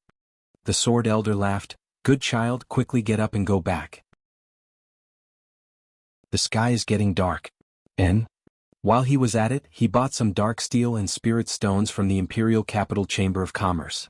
When he arrived at the Holy Temple, the guard recognized him and greeted him with a smile. "Master Lin Ji, you're finally back. And what's the matter?" "Yes, the day before yesterday and this morning, a female alchemist from the spiritual medicine department came to find you. However, you were not here, so she went back. She told us to tell you to find her when you come back." "It must be Chu Yao." Lin Muyu's heart warmed. He smiled and said, "Thank you." What he didn't expect was that Guyang and Lei Hong didn't punish him. After all, he was such a good seedling. The 2 deacons also wanted to nurture him. Especially when they saw the charm in Lin Muyu's eyes, they knew that this kid's strength had increased again. He was now close to level 59 Battle Saint and could step into the first heavenly layer at any time. After putting the black iron and spirit stones in his room, he quickly went to the spiritual medicine department. The spirit medicine department was still filled with the strong smell of medicine. Chu Yao was wearing a snow-white female alchemist uniform, which accentuated her exquisite figure. As soon as she saw Lin Muyu, she rushed forward and grabbed his hand. "Ayu, you've been gone for so many days. What were you doing?" "I was learning sword arts from an expert." "Then your sword arts must have reached a certain level?" Chu Yao tilted her head and asked with a smile. Lin Muyu clenched his fist and smiled confidently. "It's all right." He was quite modest. Chu Yao giggled and pulled him inside. She said, I have a friend that I want to introduce to you." Sister Chu Yao made a new friend in the spiritual medicine department? "What are you talking about?" Chu Yao smiled coquettishly. She then took a cage from a pile of herbs. Inside it was a white bird. There was an empty bamboo tube tied to the bird's leg. She hugged the bird and said with a smile, "This is a specially trained messenger bird. It is also the main way for the Empire to deliver the letter. This messenger bird is a spiritual bird. It can track the breath of the bloodline. It is said that it can find people from thousands of miles away. It is only one-on-one. I have already fed it a bit of my blood, and you should also feed it a bit of your blood. This way, even if you are thousands of miles away, I will still be able to find you." "So magical?" Lin Muyu was amazed. "Give me your hand," and holding onto Lin Muyu's hand, Chu Yao took out a silver needle and pointed it with a smile. But she immediately frowned. "This? Your skin is getting thicker and thicker. Even a needle cannot pierce it. Sister Chu Yao, you are scolding me? I did not say that my skin is thicker. Finally, Chuyao pricked Lin Muyu's finger with the silver needle and squeezed out a drop of blood for the spiritual bird to drink. The little bird immediately spread its wings and flew back and forth between the two of them. It was very intimate. Chuyao used her finger to rub the bird's wings and said with a smile, I will call it Xiao Bai. In the future it will only belong to the two of us. I will be the one to feed it. When I can't find you, I will let Xiao Bai find you. Good. Suddenly, another person from the Saint Hall entered the medicine concocting hall. It was Zhang Wei, clad in armor and looking extraordinarily mighty. The guards of the medicine department didn't dare to ask any questions, and so they just casually barged into the department. You're right. Lord Zhang Wei, what is the matter? Lin Muyu asked with a smile. Zhang Wei's lips curled up. Of course it is a good thing. Lord Lin Ji, Princess Tang Xiaoxi is in the holy temple. She wants you to return. Oh, Xiaoxi is here? Lin Muyu smiled and turned to Chuyao. The princess must have something to do. Sister, I will go first. I will come back to see you later.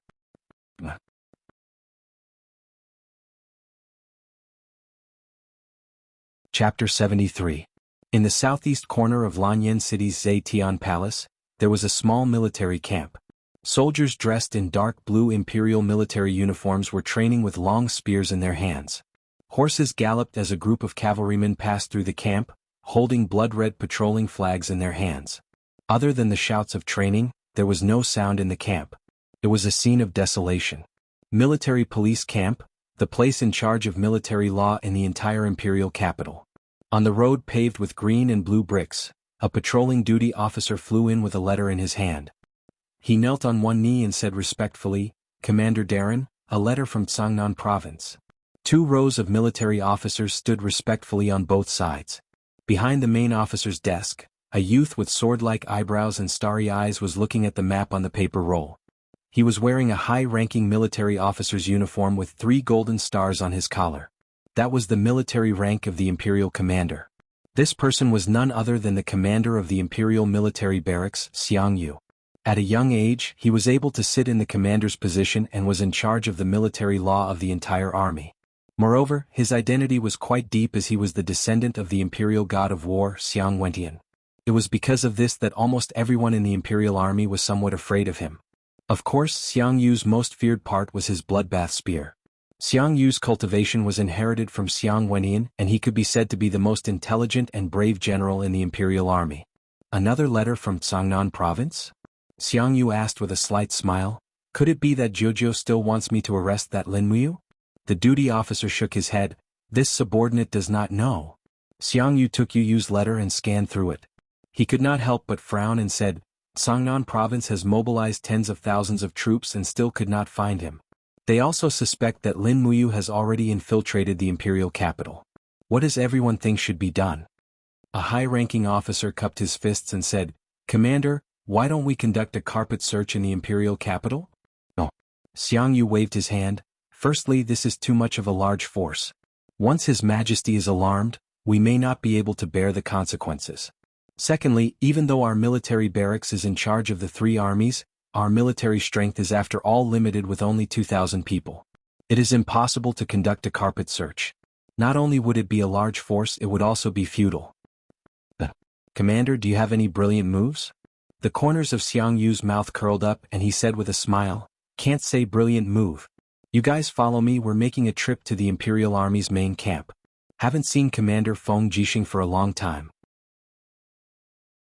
I was just thinking of exchanging pointers with him. It just so happens that Feng Jixing's 30,000 Imperial Guards are in charge of this matter. We must capture Lin Muyu as soon as possible. Otherwise, Uncle will keep nagging us. The Deputy General had a smile on his face. Lord Commander is brilliant. This subordinate admires you. Holy Palace. The afterglow of the setting sun shone on the buildings of the Holy Palace, casting the statue of the god of war, Xiang Wentian, on the top of the Holy Palace on the ground. It was extremely long, as though it was about to cover the entire side palace. Lin Muyu passed through the main hall and went straight to the side palace. From afar she saw Tang Xiaoxi dressed in a fiery red dress. Tang Xiaoxi's martial soul was the fire fox, and her dress was also inclined towards red. As a result, even when she was wearing a snow-white dress, it would be embellished with fiery red-purple flowers as accessories. Moreover, Princess She was not lacking in money. Her dress seemed to change every day, and it was simply the envy of all the noble ladies in the imperial capital. Tang Xiaoxi saw Lin Muyu at a glance. She ran over gracefully with a happy smile on her face. Why are you only back now? Lord Zhang has been out for so long. Lin Muyu laughed awkwardly. I had some matters to attend to. Moreover, why didn't you tell me that you were coming? Zhang Wei scratched the back of his head and laughed. Princess, I went to the trading company once and then to the weapon shop, but I couldn't find Lord Lin Ji. In the end, I only found him in the spiritual medicine department. Tang Xiaoxi laughed lightly. Then I'll have to trouble Lord Zhang Wei. You should quickly go and rest. Leave him to me. Zhang Wei looked at Lin Muyu with an ambiguous smile. He lightly bumped his fist on her chest and laughed. Lord Lin Ji has to take good care of Princess Shi. Don't forget our holy palace's etiquette. Lin Muyu glared at him, then watched as Zhang Wei laughed and left. Xiao Shi, why are you looking for me this time? Lin Muyu asked. Tang Xiaoxi grunted and said, Have you forgotten? There are only 3 days left before the Upper Shi Festival. The Upper Shi Festival is one of the most important festivals in the empire. Didn't we agree to celebrate the Upper Shi Festival together? Have you really forgotten? No, I really haven't. Tang Xiaoxi had a look of, I'd be a fool if I believed you. She said, Anyway, you must go.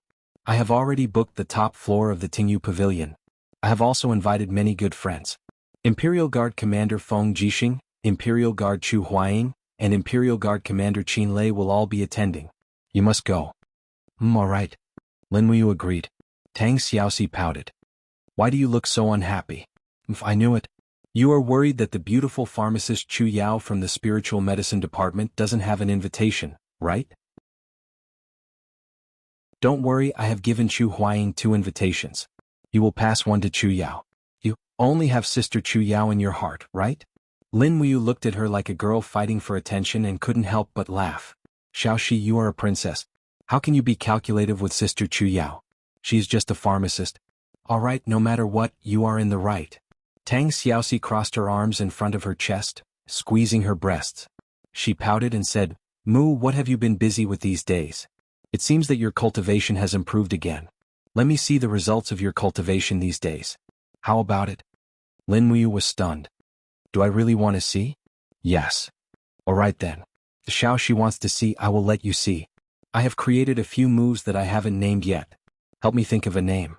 Yes, I brought some food. I'll watch your demonstration after I eat. Tang Xiaoxi cheered. Tang Xiaoxi brought some delicacies and a bottle of fresh and elegant wine. After eating a little, Lin Muyu took her to her cultivation room. Tang Xiaoxi's guards followed closely behind. They were all young and strong martial artists between the ages of 20 to 35. They looked at Lin Muyu fiercely as if saying, If you dare to kidnap the princess, we will fight you to the death. When they arrived outside the courtyard, Tang Xiaoxi turned around and said to the guards, Okay, I will go in with Mu. You guys wait outside. One of the guards cupped his fists and said, Princess, this doesn't seem very good. Tang Xiaoxi raised her eyebrows. What's not good about it? Will Mu eat me? The bodyguard had a helpless look on his face. He was afraid that this kid would eat this delicacy of his. However, he did not dare to say it out loud. He only said respectfully, Yes, we will wait outside. If the princess doesn't come out, we will not leave. Okay. Tang Xiaoxi happily followed Lin Muyu into the courtyard and closed the door behind her. It was a taboo to peek at someone else's cultivation in the empire because it was suspected of stealing someone's skills. Of course, Lei Hong's behavior of peeking at Lin Muyu's cultivation was not counted as such. After all, he was already so old and shameless. The courtyard was very spacious. There were a few rockery and a lotus pond. All right, let me see your results. Tang Xiaoxi couldn't wait any longer. She leaped over and sat on a section of the railing as she said with a smile. Lin Muyu nodded. The heart of the sword flashed in his mind. He raised one hand slightly. Suddenly, the burning prairie sword on his back came out of its sheath with a clang. It hung in the air and let out a faint sword sound. This was the basic ability of using the heart to control the sword. Tang Xiaoxi was stunned. Her small mouth slightly opened. Sword control technique. What a guy. Lin Muyu laughed. His ability was not limited to the sword control technique. Thinking of this, she suddenly let out a low grunt. True Qi surged and turned into lightning that seeped into her palms. The lightning formed countless dazzling chains that connected the burning prairie sword in her palms. Lin Muyu controlled her strength and speed and suddenly launched an attack. Suddenly, the burning prairie sword pierced into the distance with lightning speed. Pung! A stone pillar suddenly split into two. This attack was simple and violent. It was a technique created by Lin Muyu by combining the lightning strike and sword of lightning techniques. Its specialty was its speed and strength. It was able to launch a sudden attack within a second. Most people would not be able to defend themselves in time. Furthermore, he had been practicing this technique in secret. Even the Sword Elder did not know about it. The Sword Elder was worried that this kid would surpass his master. However, he did not know that in some aspects, this kid had already surpassed him. Wow! Tang Xiaoxi opened her small mouth and said, "Mu? Is this the move that Grandpa Chu Chu's lightning strike evolved from?" "Yes, it is a fusion of the sword control technique." "Xiaoxi, can you name it?" he said with a smile. "Let's call it Thunder Wave?" Tang Xiaoxi chuckled. "Yes, good name. It is very appropriate. Is there anything else?" "Yes." Lin Muyu gently opened one of her palms. A light wind surged in her palm. Between stillness and movement, streams of air lingered around the burning prairie sword. Slowly it formed a small storm. Lin Muyu muttered to herself. She pushed her palm forward. With the storm and the burning prairie sword as the core, it directly smashed a boulder into pieces. Heavens! Tang Xiaoxi could no longer sit still. She jumped down from the railing. Her face was filled with shock. Such a strong destructive power. Lin Muyu's body was still surrounded by the air. She smiled and said, "After comprehending the heart of the sword, I tried to harmonize with the wind laws in the air. However, I did not expect that the power would be so great. I call it the sword control technique. Its power is impressive. However, the disadvantage is that it takes time to accumulate a strong wind force. In a real battle, it is very difficult to make a difference." Tang Xiaoxi smiled and nodded. "Yes, this move should be named Wind Break?" Good name. "Do you have any other moves?" "Yes, the finale has not been shown yet." Facing the lotus pond, Lin Muyu focused his mind and silently opened his palm. In an instant, countless invisible blades flew out from his body. With his heart of the sword released, even Tang Xiaoxi could see his true chi swords. Rustle! The water in the pool began to tremble violently. In the next moment, the water in the pool seemed to be attracted to something as it slowly rose up and gathered together. Furthermore, the surrounding temperature dropped rapidly and the water arrows actually froze into light blue frost blades. If the Sword Elder's teachings were to be compared to the external release of the Heart Sword, then Lin Muyu's technique was a sublimation of the external release of the Heart Sword. Rise! Raising his arm, thousands of ice swords soared into the sky. In the blink of an eye, they landed on the ground not far away. It directly turned the place into a mess of potholes.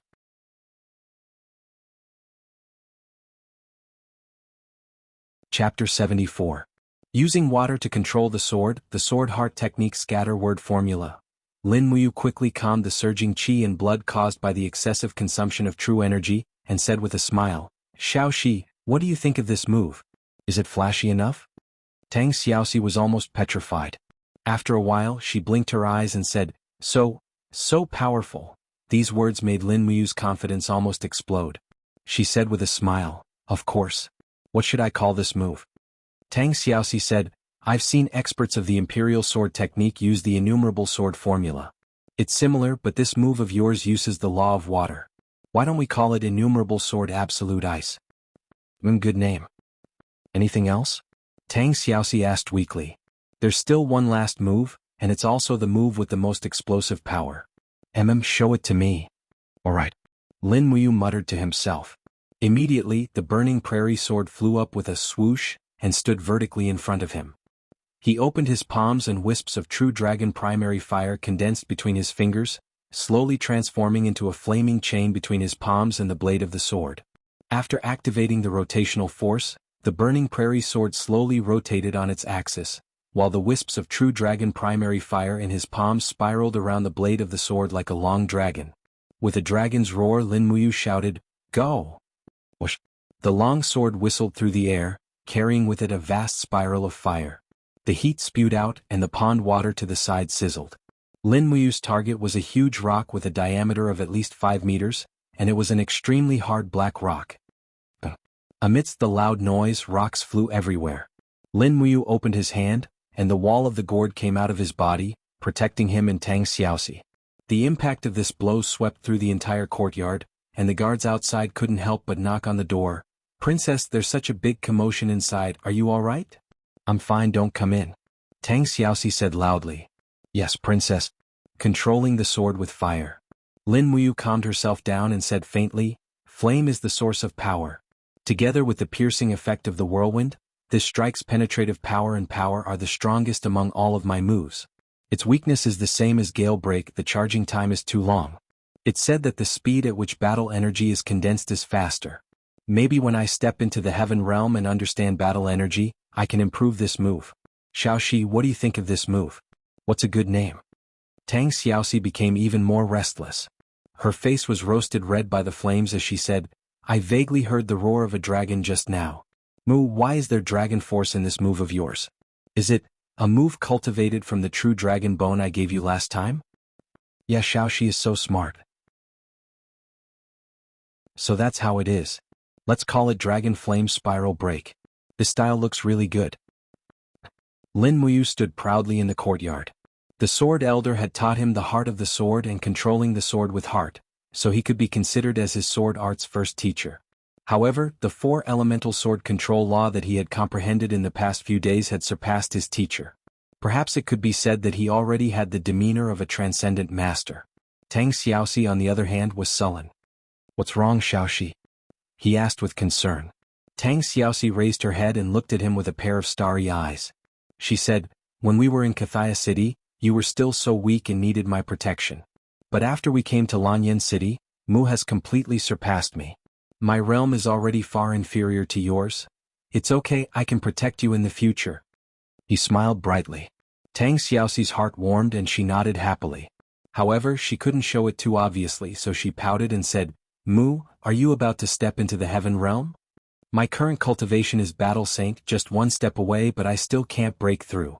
Lin Muyu shook her head and said, "I probably need another opportunity. I plan to find a day to cultivate in the dragon-seeking forest. If I meet a suitable spirit beast, it can help me break through and step into the heaven realm." "Yes, I want to go with you. Also, you must remember our promise. The Shangxi festival will be held 3 days later. This is the invitation, you must come." "Okay." After sending off Tang Xiaoxi, Lin Muyu secretly let out a sigh of relief. Xiaoxi was approachable, smart, and cute. She was definitely a very good girl, but his status was too different from hers. Moreover, he was currently a wanted criminal. He had a deep feeling that she was out of his league. He didn't want to be a gigolo. Even if he had any status in this world, he had to rely on his own fists to make a name for himself. He didn't want to think about anything else and obediently went to forge a new sword. This could be considered as his tuition fee for the Sword Elder, right? After all, the Sword Elder was a businessman. He definitely wouldn't lose out on this point. At night, the stars shone brightly.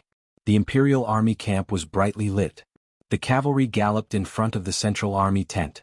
The 10 Kiliarchs on duty at night had already led their subordinates to patrol the capital. In the central tent, Feng Jixing was holding an oil lamp and holding a bamboo scroll in his hand. On the bottom of the scroll, there were 4 big words, 7 scrolls of victorious tactics. This was the military strategy passed down from generation to generation by the founding hero of the Great Qin Empire, Xiang Wenian, who was known as the God of War. Every general of the empire would study the 7 scrolls of victorious tactics, but it was unknown how many people could truly comprehend the profound meaning within. Rustle, the curtain was lifted and a captaincy cupped his fists and said, "Lord Commander, the people from the Military Police Battalion have arrived." Military Police Battalion? Feng Jixing raised his head and looked. The light from the oil lamp flickered slightly, illuminating his handsome face. "What are the people from the Military Police Battalion doing at the Forbidden Army? Who led them?" "It's the commander of the Military Police Battalion, Xiang Yu." "Xiang Yu?" Feng Jixing frowned and stood up. He brushed his battle robe and said, "Follow me to welcome them." "Yes."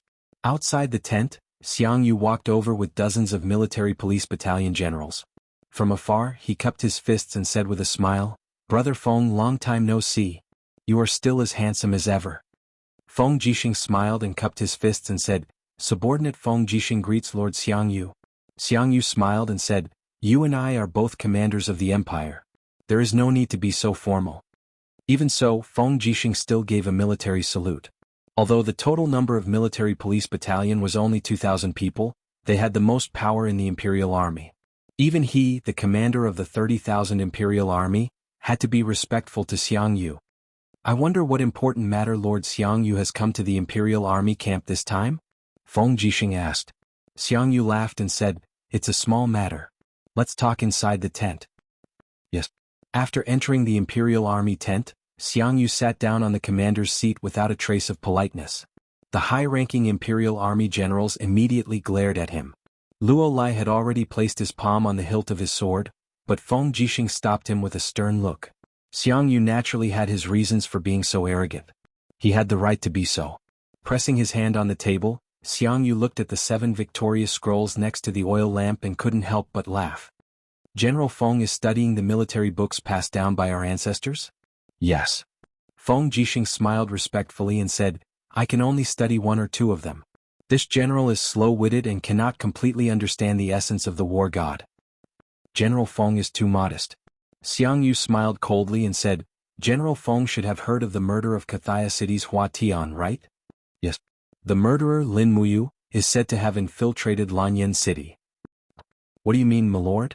Xiang Yu waved his hand lightly and said with a smile, Our military police camp is short on manpower and cannot search the entire city for Lin Muyu. That is why we have come to the Imperial Army camp to ask General Feng to act on our behalf.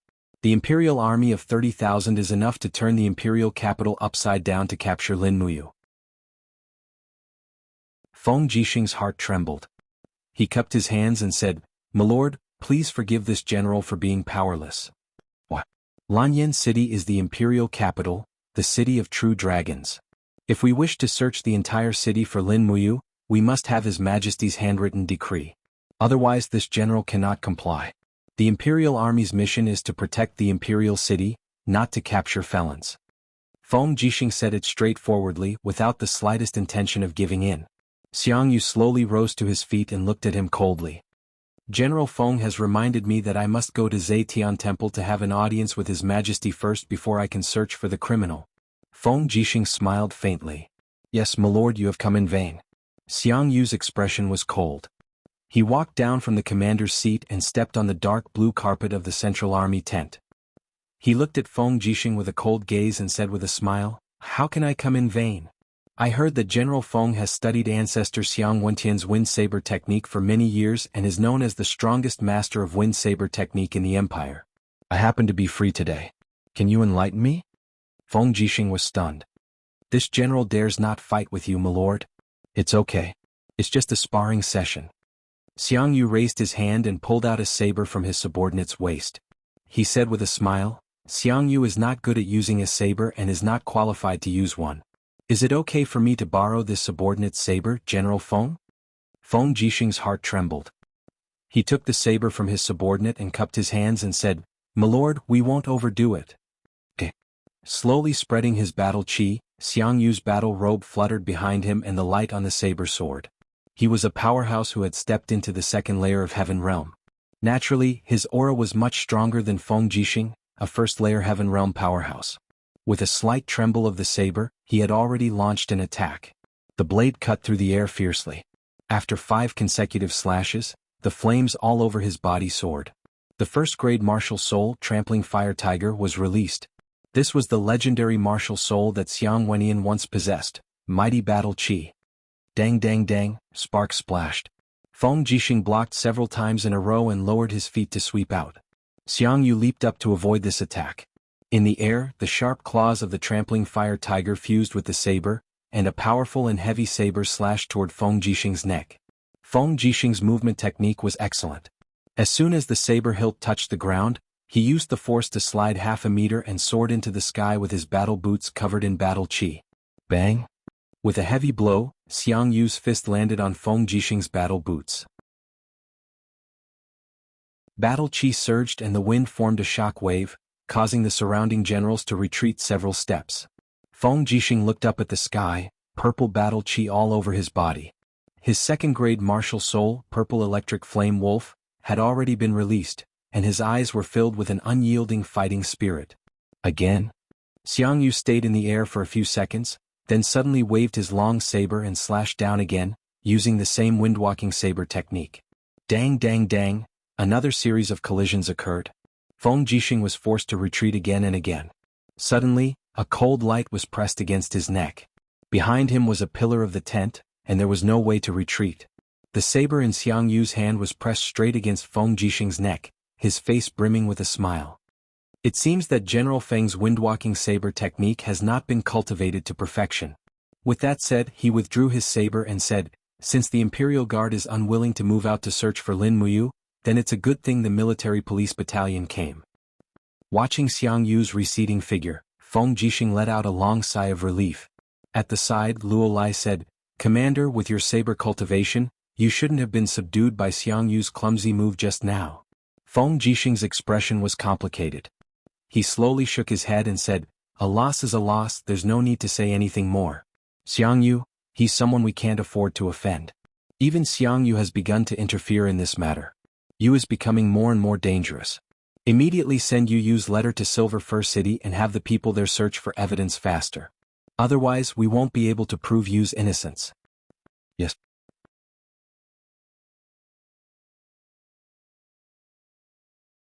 Chapter 75. 3 days passed by in the blink of an eye. The banquet was held at night, so Lin Muyu did not go there early. Instead, he cultivated the imperial sword technique in the courtyard of his residence in the sacred hall. The flames in the prairie fire sword were faintly discernible. The body of the sword was suspended in the air, controlled by an invisible force. Lin Muyu stood a few meters in front of the longsword. She closed her eyes and slowly opened her right palm to sense the lightning elemental energy in the air. The tiny and violent lightning elemental energy gathered into strands of purple lightning energy that swam between her fingers like a group of naughty children. Lin Muyu could not help but laugh at the sight of it. His compatibility with the laws of lightning was becoming more and more perfect. Among the 4 types of imperial sword technique, he seemed to be the most adept at using lightning. Very few people could withstand a lightning strike. However, he had never displayed the power of the imperial sword technique and the true dragon essence fire in the sacred hall. Just like what Lei Hong had said, in this world, one must learn to hide one's edge. Otherwise, the tallest tree in the forest would be destroyed by the wind. As his cultivation increased, the defensive power of the martial soul gourd alone was enough for him to look down on everyone in the sacred hall. He could even fight against a gold star instructor like Ouyang Qiu without being at a disadvantage. It was also because of his existence that the status of the sacred hall's sparring partners had risen a lot. It could be seen from the attitude of the servants and guards towards the sparring partners. After all, the position of the sparring partners in the sacred hall was punching bags. However, the appearance of Lin Muyu covered this punching bag with a layer of armor and thorns. His appearance made the group of instructors no longer look down on the sparring partners. The group of instructors led by Zhang Wei had even treated the gold star sparring partner Lin Muyu as a good teacher and helpful friend. Knock knock. There was a knock on the door. A servant said respectfully, "Lord Lin Ji, it's time. According to Princess Xi's instructions, it's time for you to set off for the Tingyu Tower. The coachman has already prepared a fine horse for you." "Thank you." Lin Muyu opened his eyes. The divine light in his eyes disappeared, and a smile appeared on his handsome face. He looked harmless, as if he had returned to the playful and scolding kid. Carrying the burning prairie sword on his back, he went out. As expected, there were more than 100 fine horses in the riding training grounds of the Holy Sanctum. Usually they were only provided to instructors and sparring masters to practice riding skills. Today, due to his relationship with Tang Xiaoxi, there was actually a horse for him to use. Immediately, Lin Muyu felt as if he had soared through the ranks and was using the public transport. He mounted the horse and performed an imperial military salute to the coachman, smiling respectfully. "Thank you, I'll be back on time to send the horse back. Please don't worry." The coachman was flattered and hurriedly said, "What are you talking about, sir? Please feel free to use them. Deacon Guyang has instructed that all Gold Star instructors and Gold Star sparring masters can choose their favorite war horses from the stable. You don't have to be so polite." "Yes, thank you very much." Lin Muyu smiled and slowly spurred the horse forward. The coachman stood there in a daze. He could not imagine that a Gold Star sparring master from the Holy Sanctum would treat him so respectfully. After all, the disparity in their statuses was too great. However, Lin Muyu was already used to it.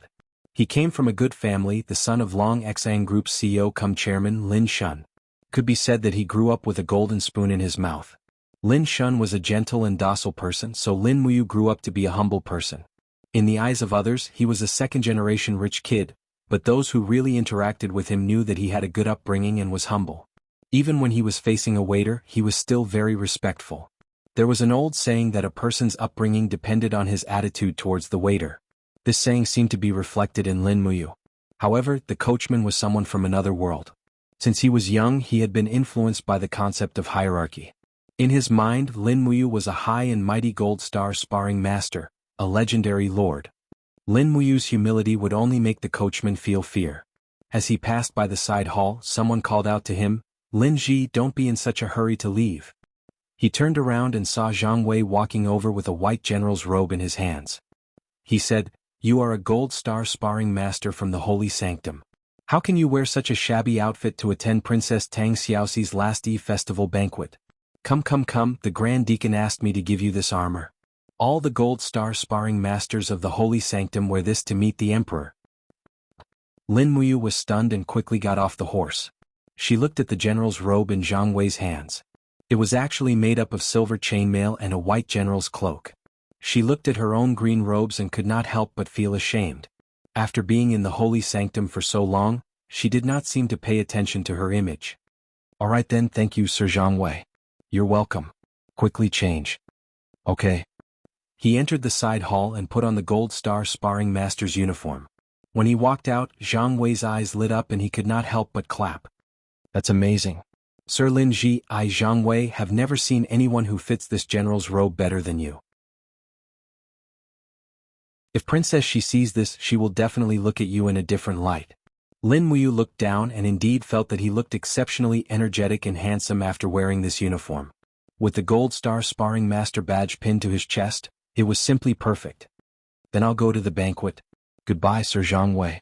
Go. Don't forget the helmet." This uniform actually came with a helmet. It was a silver-gray battle helmet.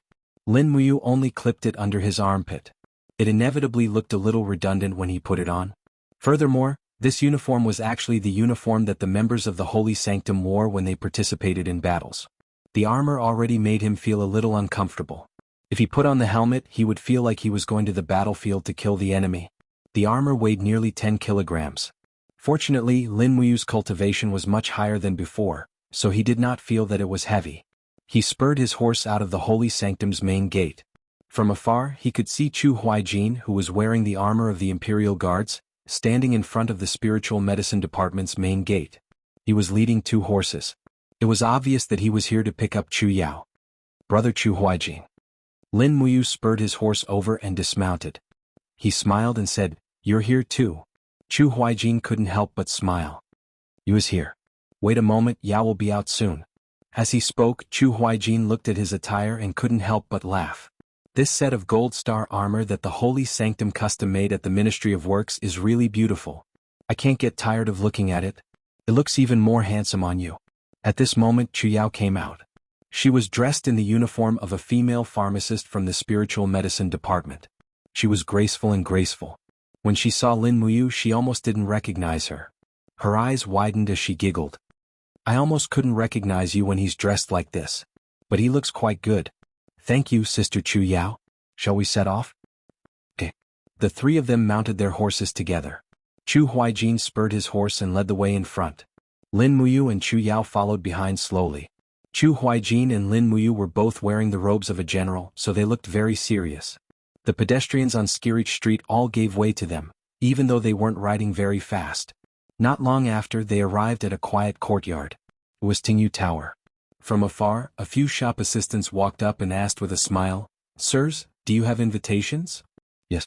Lin Muyu took out the invitation that Tang Xiaoxi had left behind. "So it's Princess Shi's guest. Please go up to the 7th floor. Leave the horses to us." At this time, the sun had already set. Red lanterns were lit everywhere in the courtyard of the rain-listening building. Young and beautiful maidservants, who looked like palace maids, were busy carrying delicacies and fruit trays, going straight up to the 7th floor. That was the most expensive box in the rain-listening building. Especially on a day like the Upper West Festival, The cost of reserving the 7th floor was extraordinarily expensive. I heard that the cost of the 7th floor of Tingyu Tower during the last lunar festival is 700 Jinyin coins a night. Chu Yao stuck out her tongue and laughed. Chu Huaijin smiled slightly. It's okay, we don't have to treat you. Lin Muyu said, yes, Xiaoxi is rich, she doesn't care about this. When the three of them went upstairs, they saw a group of Imperial Guards guarding outside the door. The commander of the Imperial Guards, Qin Lei, was wearing a general's robe and had his hand on the hilt of his sword. He smiled and said, all the guests are here? He didn't recognize Lin Muyu and asked in surprise, this is? Chu Huaijin said respectfully, reporting to Lord Commander, he is Princess Xi's guest, Lin Muyu. Oh, I see. Let's go in. Qin Lei grinned and didn't say anything. When they entered, they saw that Tang Xiaoxi and Feng Jixing were already there. Tang Xiaoxi quickly stood up and smiled. All right, since everyone is here, let's quickly take a seat. I'll ask them to serve the dishes. Yes, I'll listen to the princess. Mu, come and sit beside me? Tang Xiaoxi said with a smile. Lin Muyu was a little embarrassed, but Chu Huaijin smiled and gave him a look. He could only walk over dejectedly. His armor made some noises as he sat down beside Tang Xiaoxi. Tang Xiaoxi tilted her head and looked at him. A trace of confusion flashed past her beautiful eyes. She smiled and said, Mu, the Empire's general's uniform fits you very well. I've never seen a general who fits this armor better than you. Feng Jixing rubbed his nose and said sourly, from what the princess said, it seems that Commander Qin Lei and I don't look good in this general's robe. Qin Lei sat down and clapped his hands. The commander of the Imperial Guards is jealous. Look at you, aren't you embarrassed to be the commander of 30,000 Imperial Guards? Lin Muyu smiled awkwardly. Everyone, please don't ridicule me. I'm just a sparring partner of the Divine Temple. I can't be compared to you generals who have a lot of troops. Qin Lei shook his head and smiled. Hey you don't have to be so modest. We all know that you're the strongest sparring partner in the Divine Temple. Moreover, the Divine Temple is the cradle of the Empire's famous generals. Many famous generals came from the Divine Temple. Feng Jixing, Chu Huaijin, and I were all from the Divine Temple, so you don't have to be so modest. Yes, thank you. What's your name? Qin Lei was stunned. He couldn't help but laugh. My name is Qin Lei. I'm the eldest son of Prince Jining. I'm the commander of the Imperial Guards. Lin Muyu's heart skipped a beat. It seemed that tonight's Eve banquet was not simple. The people that Tang Xiaoxi invited seemed to be more powerful than the other. This Qin Lei was the son of a prince. He was definitely one of the top figures in the empire.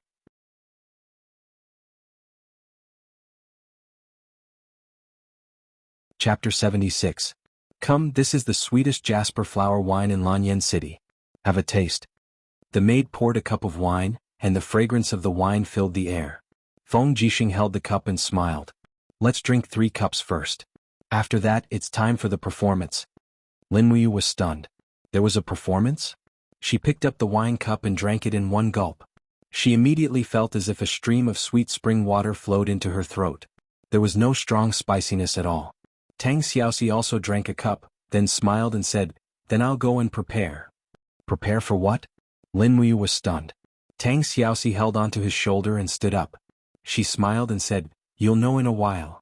Thus, Feng Jixing, Lin Muyu, Chu Huayin, Qin Lei, and Chu Yao sat at the table and drank another 2 cups of wine. At this time, a few attendants carried a huge drum and placed it in front of them. Lin Muyu suddenly thought of something and smiled. Is it a big encouragement? Feng Jixing couldn't help but smile. No, it's a long-sleeve dance. Oh. You look to the right and you'll know, Feng Jixing said. Lin Muyu turned around and saw that Tang Xiaoxi had changed into a new set of clothes. It was still red like fire, but this set of clothes had long, wide sleeves. It was the kind that perfectly outlined Tang Xiaoxi's slender waist and perky butt. As she walked, the long sleeves swayed. There was indeed an indescribable sense of beauty. Releasing her firefox martial spirit, Tang Xiaoxi leaped onto the surface of the drum. Her body was very light, and with the support of the firefox she felt like she was floating in the air. Lin Muyu stared at her in a daze. She couldn't help but say, a light body that can dance on the palm? This is probably what it feels like, right? Chu Huayin couldn't help but smile. A light body can dance on the palm? Ayu is really erudite and multi-talented. This sentence is so beautiful when I think about it. I'm just borrowing it, ha. At this time, Tang Xiaoxi waved her long sleeves and said with a smile, This is a long-sleeve dance that I just learned not long ago, so I'm not very familiar with it. I don't know if it will work well with Xiao Yin's Song of the Autumn Goose. Xiaoyin, shall we begin? However, he heard a sweet voice from behind the bead curtain. Let's begin. In the next moment, a melodious sound of the zither sounded, and Tang Xiaoxi gently danced her graceful figure, like a beautiful fairy floating on the surface of a drum. The sound of the zither was melodious, complementing Tang Xiaoxi's movements, really like a beautiful swan goose flying in the sky. But not long after, the sound of the zither suddenly became intense. Immediately a kind of aura of a powerful army overflowed in the room, and Tang Xiaoxi's dance steps also sped up a little, her slender feet on the surface of the drum, like the sound of a war drum. The sound of the zither stopped abruptly and the song ended. Tang Xiaoxi was already kneeling on the drum with her knees in a spiral position. She bowed with her hands clasped in front of her, looking magnificent. Lin Muyu, Feng Jixing and the rest were all dumbstruck, while Qin Lei quickly clapped his hands and cheered. His Highness and Princess's zither and dance are simply the best match in the world. Tang Xiaoxi giggled and leapt onto the ground. Soon after, she lifted the bead curtain and said with a smile, "Xiaoyin, quickly come out and eat." Lin Muyu's eyes widened. She also really wanted to know what kind of person could play such a melodious yet soul-stirring zither song. It must be someone outside of this world, right? But just as that young lady wearing a dark blue cloak walked out from the inner room carrying the zither, Lin Muyu was immediately dumbstruck. That absolutely beautiful face, where had he seen it before? Qinin walked out with the support of Tang Xiaoxi. Putting down the zither, she raised her head and discovered a handsome youth looking at her. In a split second she was also dumbstruck. "You? How could it be you? Why, the two of you know each other?" Tang Xiaoxi was dumbstruck. Lin Muyu was dumbstruck and suddenly thought of the 1,000 goldine coins. She couldn't help but say, "Beauty, you still owe me a diamond coin? I couldn't find you anywhere." Everyone was dumbstruck. No one knew that Lin Muyu and Qinin had actually met before. What exactly is going on? Tang Xiaoxi was confused. Qin Yin's little face was flushed red, and she suddenly remembered that she was poisoned by the dragon snake's venom that night, and it was Lin Muyu who detoxified the poison for her. But when he detoxified the poison, he also saw her body, and her face was flushed red for a moment. She stammered, So the person who detoxified the poison for me in the dragon-seeking forest that day was you?" Feng Jixing instantly understood everything and couldn't help but laugh out loud. "What a coincidence, the affairs of the world are like chess. That night it was actually you who saved your highness. I should have guessed it." Tang Xiaoxi's beautiful eyes widened. "Ah? Xiaoyin, it was really Mu who detoxified the poison for you?" Lin Muyu didn't dare to speak anymore. He realized that this Xiaoyin wasn't an ordinary person, so he asked weakly, "May I know who this Miss Xiaoyin is?" Tang Xiaoxi smiled and said word by word, "Her name is Qinin, the daughter of the current emperor, the radiant king, the empire's princess royal." Bus. Lin Muyu's mind went blank, and his face turned green and purple. He was so conflicted that he wanted to die. No wonder I couldn't find her at Tongtian Street 1. Qinin smiled faintly, "But I really live at Tongtian Street 1's Zetian Palace. If you can't find me, then don't blame me for not returning you the 1,000 Jinin coins." Qin Lei was more simple and honest, but he was still confused. He turned around and asked, "You, what's with this 1,000 Jinin coins?" Lin Muyu even wanted to die. Asking the empire's princess for 1,000 Jinin coins to save his life, unless he didn't want to live anymore. He raised his wine cup, smiled shamelessly and said, "It's nothing. Let's drink this cup of wine, and these past events will be written off like passing clouds." Feng Jixing had long guessed the mystery behind this and he was speechless. You really can do what you say." Lin Muyu was so embarrassed that he wanted to find a hole to hide in. At this time, Qinin also saw Lin Muyu's awkwardness, so she stood up and walked leisurely to his table with her wine cup. She slowly knelt down and raised her wine cup with a refreshing smile on her face. "No matter what, you saved my life that night. This cup of wine is my thanks to you, thank you." Lin Muyu was at a loss of what to do when the beautiful princess knelt in front of him just a step away. He hurriedly raised his cup and said, "I am an apothecary, and it is my duty to treat and save people. Moreover, it was fate that I met your highness that day. There is no need for your highness to thank me, this actually makes me feel a little ashamed." Qinin burst into laughter and said in a peerless manner, "Since General Feng calls you you, then can I also call you you? Of course, please go ahead, your highness." Qin Yin drained the cup of wine in one gulp, and her long snow-white neck was very attractive. Lin Muyu also raised his cup and drained it in one gulp, a myriad of feelings welling up in his heart. He hadn't thought that he would be so close to the ruler of this world. The Empire's princess was sitting right in front of him, and even the fragrance of Qin Yin's body wriggled into his nose. This feeling was too wonderful. So many people had been dreaming for so many years, and now he had realized it. Tang Xiaoxi tilted her head and looked at the blushing Lin Muyu. She asked with a smile, "Mu, are you nervous?"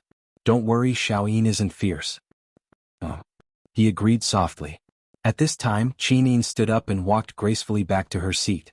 She said with a smile, "Father had originally wanted me to accompany him in Zetian Hall for the last lunar festival, but I couldn't refuse Xiaoxi's kindness and had no choice but to come. It was a good thing that I saw Xiaoxi's long sleeves dance, and I also saw Lin Muyu, who saved my life. I was so happy that I couldn't put into words." At this time, Chu Yao stood up and gave a courteous bow, saying, "Your Highness, today is a coincidence. This little girl, Chu Yao, would like to ask for justice for me and Ayu." Qin Yin was slightly surprised. "Sister Chu Yao, what is it?"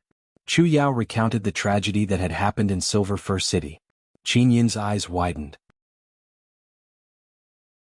She had lived in Zetian Hall since she was a child, so she had no idea that the outside world was so dangerous. At first, her beautiful face was filled with shock, but then it turned into anger. She slammed her fist on the table with a loud bang, and the god-binding chains appeared around her. How despicable! How can a bastard like Hua Tian be the city governor of Silver Fir City? Feng Jixing cupped his fists and said, "Your Highness, I have already sent someone to investigate this murder case in Silver Fir City. I believe that it won't be long before we gather enough evidence to prove you and Yao's innocence." Qin Yin nodded, and a smile finally appeared on her beautiful face. She promised, "Sister Chu Yao, don't worry. General Feng will definitely clear your names. Even if he can't, I will still be here." "Thank you, Your Highness." Chu Yao nodded with a smile. After 3 rounds of wine, Feng Jixing, Chu Huaying, and Qin Lei were all slightly tipsy. Even the 3 beauties, Qin Yin, Tang Xiaoxi, and Chu Yao, were blushing. They had entered a tipsy state. Feng Jixing cupped his fists and said with a smile, "Your Highness, I have something to say, but I don't know if I should say it." "Please say it, General Feng." Qin Yin's face was slightly red, and she looked at the grapes on the plate with a smile. Feng Jixing said, "Yu is currently a battle saint at level 59, and is about to break through to the heaven realm. He is one of the rare experts in Lanyan City. He is currently a sparring master in the Holy Palace. I would like to recommend you to join the Royal Army and become a member of the Royal Guard. What do you think, Your Highness?" "The Royal Guard?" Qin Yin opened her mouth and wanted to say something but stopped.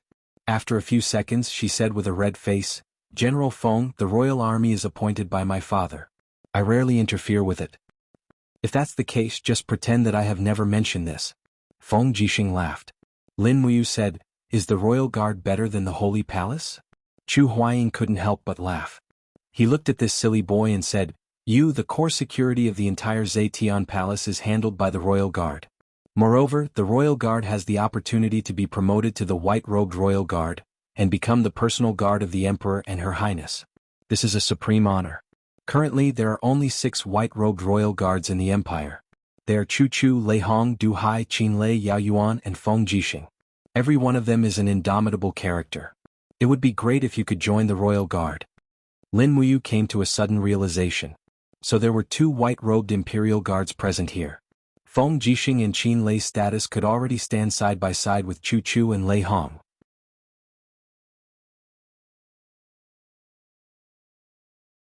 Chapter 77. Hey. It's so boring to just drink like this. Qin Lei suddenly stood up and cupped his fists. He smiled and said, "Why don't we remove the table in the middle and use martial arts to make friends? Brother Feng, we haven't sparred in a long time, right?" "Sparring here?" Feng Jixing was stunned. He smiled and said, "I don't think that's a good idea. Today is the Lunar New Year's Eve festival, we have to be friendly." Qin Lei was impatient. "We are all martial artists, what's there to be unfriendly about? Xiaoyin, don't you think so?" The corner of Qin Yin's mouth curled up, revealing her dimples. She said, "Since we're going to compete in martial arts, we can't make a big fuss. I have a suggestion.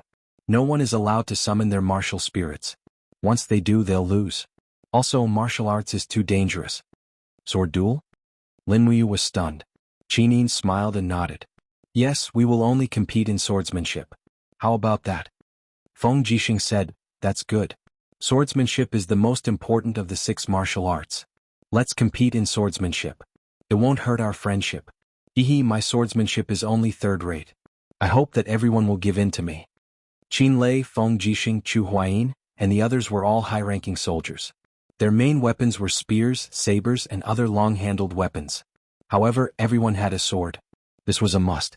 The attendants quickly removed the table in the middle, leaving an empty space.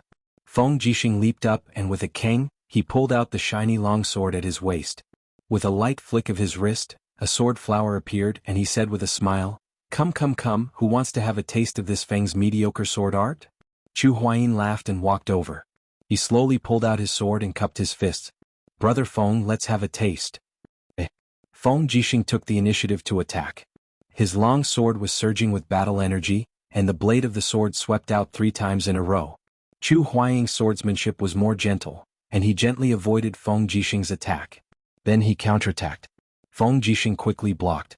The two of them passed by each other, and their swords had already collided 7 times. Fortunately, both of them had restrained their do qi. Otherwise, the sword qi alone would have turned this place into a mess. Chu Yao looked at the two of them fighting and clapped her hands with a smile. Big brother, you can do it. Feng Jixing's laughter could be heard. Your brother's swordsmanship is so clumsy, how can he cheer? Ding! Amidst the sound of the sword, Chu Huaying quickly retreated with his long sword. He slid back a few meters on the floor and hit the wall. There was a trace of shock on his face. He raised his head and smiled. Brother Feng, you fell into your trap again. Feng Jixing's swordsmanship had a soft edge to it, and it was this soft edge that had defeated Chu Huaying. It's my turn. Qin Lei was a martial arts fanatic. He took out his sword every 2 or 3 steps and launched a series of attacks. It was obvious that his swordsmanship cultivation was far above Feng Jixing's, and he was quite methodical. After 3 to 5 rounds, Feng Jixing was already in danger. He hurriedly jumped out of the arena, cupped his fists and said, Commander Qin is formidable. I have learned a lot. You admit defeat just like that? Qin Lei was stunned. He looked as if he hadn't fought enough. He said resentfully, I thought that your swordsmanship had improved, but I didn't expect that you were lazy and didn't learn swordsmanship at all. Feng Jixing laughed. I specialize in the wind blade technique, not swordsmanship. Qin Lei swept his gaze around and his gaze descended onto Lin Muyu instead as he said with a smile, you carry a sword on your back. I presume that you're a sword user as well. Come. How about we exchange a few moves? Lin Muyu was stunned. He had never thought that he would have to fight. He hurriedly shook his head and said, There's no need. I'm just a sparring master from the Divine Palace, and my cultivation is in the Earth Realm. How can I compete with you people in the Heaven Realm? You? Qin Lei's eyes widened and he said, Are you not giving me, Qin Lei, any face? At the side, Tang Xiaoxi extended her hand and pushed Lin Muyu's arm. She smiled and said, Mu is an expert. Brother Qin Lei, you have to be careful. If you lose, the entire Imperial Army will lose face. Qin Lei's eyes widened. Lin Muyu had already been forced to do something beyond his ability.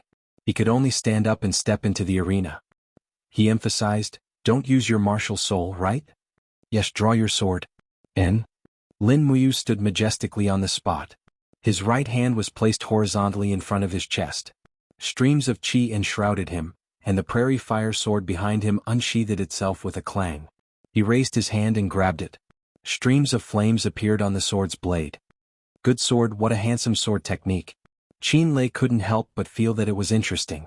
He had seen many experts in the imperial sword technique, but none of them had the imposing manner that Lin Muyu in front of him had.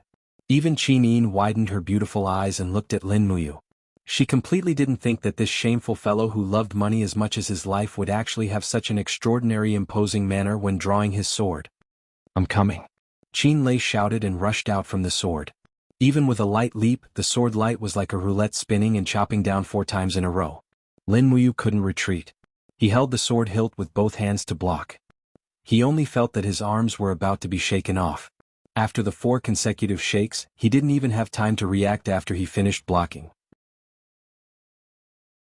Qin Lei roared and raised his battle boots to kick out. I have to block or else I'll lose. In the time it took for a spark to fly off a flint, Lin Muyu raised his battle boots and met Qin Lei's kick with a peng. However, it was obvious that the opponent's do qi was stronger, causing him to continuously retreat a few steps. However, at the moment when he was forced to retreat, a lightning light flew out from his right hand with a pa-pa. The prairie fire sword had already left his hand and was in the air. Whoosh! The purplish-blue lightning light wrapped around the prairie fire sword and blasted straight towards Qin Lei. Lin Muyu didn't use his full strength and only used 50% of his strength. He was also afraid that he would injure Qin Lei. What? Qin Lei was stunned. He hurriedly raised his iron fist and condensed 3 layers of qi armor to block. Peng! The lightning light shot out in all directions.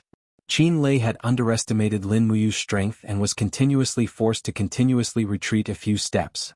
His face immediately flushed red. With a low shout, he concentrated a large amount of do qi into the blade of his sword and leaped up. From a high position he gave another attack. This bull was planning to use strength to restrain the opponent. This attack was really too strong. Even the bitingly cold do qi blew to the point that Lin Muyu almost couldn't open his eyes. Opening his palm, a light breeze was silently generated. It was precisely the prelude to the prairie fire sword. Ha! When Lin Muyu raised his palm, the prairie fire sword, as if it had a mind of its own, followed along and welcomed the attack, sweeping up a bitterly cold storm in a small area. The weapon in Qin Lei's hand was only made of ordinary iron and couldn't be compared to the prairie fire sword, which was a 5th-tier mystic rank sword. Adding on the power of the sword's soul, with a sharp whistling sound, the gale break collided with Qin Lei's attack storm. Peng! Another loud sound, the energy exploded. Qin Yin, Feng Jixing, Tang Xiaoxi, Chu Yao and the rest were all stunned. Qin Lei's face was full of shock. He had never thought that this little brat's prairie fire sword technique would be so strong. It wasn't like the weak and powerless attacks of those sword users he had met in the past. Lin Muyu's fighting spirit was even higher. He really wanted to see the power of the quadruple elemental sword technique, and Qin Lei, this level 72 Heavenly King stage powerhouse, was practically a rare touchstone. Wong! The blade whistled and spun. Lin Muyu's palms spread out horizontally. Raging flames sustained the prairie fire sword.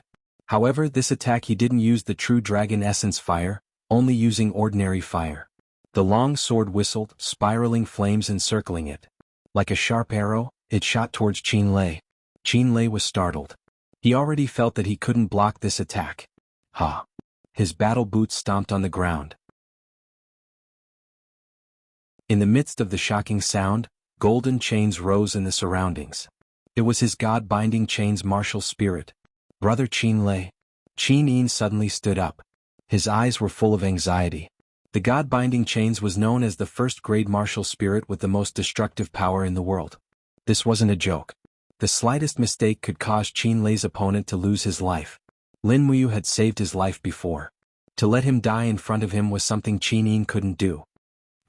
The flames exploded. The spiraling flames of the prairie fire sword collided with the God-binding chains. Qin Lei retreated a few steps. His qi and blood surged and his fighting spirit surged. He didn't care about Qin Yin's scolding anymore. With a wave of his long sword, the God-binding chains encircled the long sword and struck towards Lin Muyu. Standing firmly on both feet, the overwhelming true qi surged. Lin Muyu summoned the dragon scale wall and the black tortoise shell at the fastest speed. At the same time he used the prairie fire sword to control the prairie fire which bounced back. The true dragon essence fire quickly encircled the blade. Since the true dragon essence fire could easily injure people, then it should be safer to use it for defense? A loud sound, as if the entire 7th floor of the Tingling Rain building was about to be overturned. Ijij! Lin Muyu knelt on one knee on the ground, panting heavily. The dragon scale wall and the black tortoise shell had already been shattered. The prairie fire was propped up on the floor. If it wasn't for the protection of the true dragon essence fire, perhaps she would have already been killed. Qin Lei held the long sword and stood there with a pale complexion. His God-binding chain's martial soul had actually been completely shattered at that moment. The damage to his martial soul would inevitably injure his body. He felt a sweetness in his throat and spat out a mouthful of blood. Raising his head to look at Lin Muyu, he grinned and said, "You, what a beautiful sword art and defense. Haha, delightful. Delightful. Let's fight again." Lin Muyu didn't even raise her head. Instead, she raised her left hand and shook it. "Big brother Qin Lei, I don't want to fight anymore. I admit defeat." The qi and blood in his body surged. He indeed didn't have the strength to fight anymore. Tang Xiaoxi shot forward and supported Lin Muyu. Are you alright? Chu Yao also came over and took Lin Muyu's pulse, saying with a smile, I'm fine. It's just that her martial soul suffered some damage. Qin Yin, on the other hand, looked at Qin Lei with a trace of reproach and said, Big brother Qin Lei, you're too rash. You actually used the 7th layer of the God-binding chains to hit Ayu. If it wasn't for his deep cultivation, I'm afraid he would have already. Qin Lei's face was full of apology. I know I was wrong. Xiaoyin, don't be angry. It's fine. Sit down and heal your internal injuries. And Feng Jixing raised his wine cup and said with a smile, where did your imperial sword technique come from? A mysterious old man? Oh? Feng Jixing knew that he didn't want to talk about it, so he said with a smile, since you has such a good sword technique, it would be a pity if he didn't participate in the sword duel conference that's held once every 3 years. Sword duel conference? Yes, the sword duel conference that's held once every 3 years. The person who wins first place can become a member of the Imperial Guards and receive the honor of meeting His Majesty. As he spoke, Feng Jixing patted his chest and said with a smile, I'm not talented, but I was the champion of the sword duel conference 3 years ago. I think I also had the title of Tiger of Tongtian Street back then. Tiger of Tongtian Street? Chu Huayin laughed and said, it means that he carried a broken knife from the east side of Tongtian Street to the west side. He fought with a bunch of hooligans all day and was unbeatable. Sigh, the world is unfair. This kind of person can actually become a commander of the Imperial Guards. Feng Jixing glared at him and said, You're so ugly, don't talk. Chu Huayin was speechless.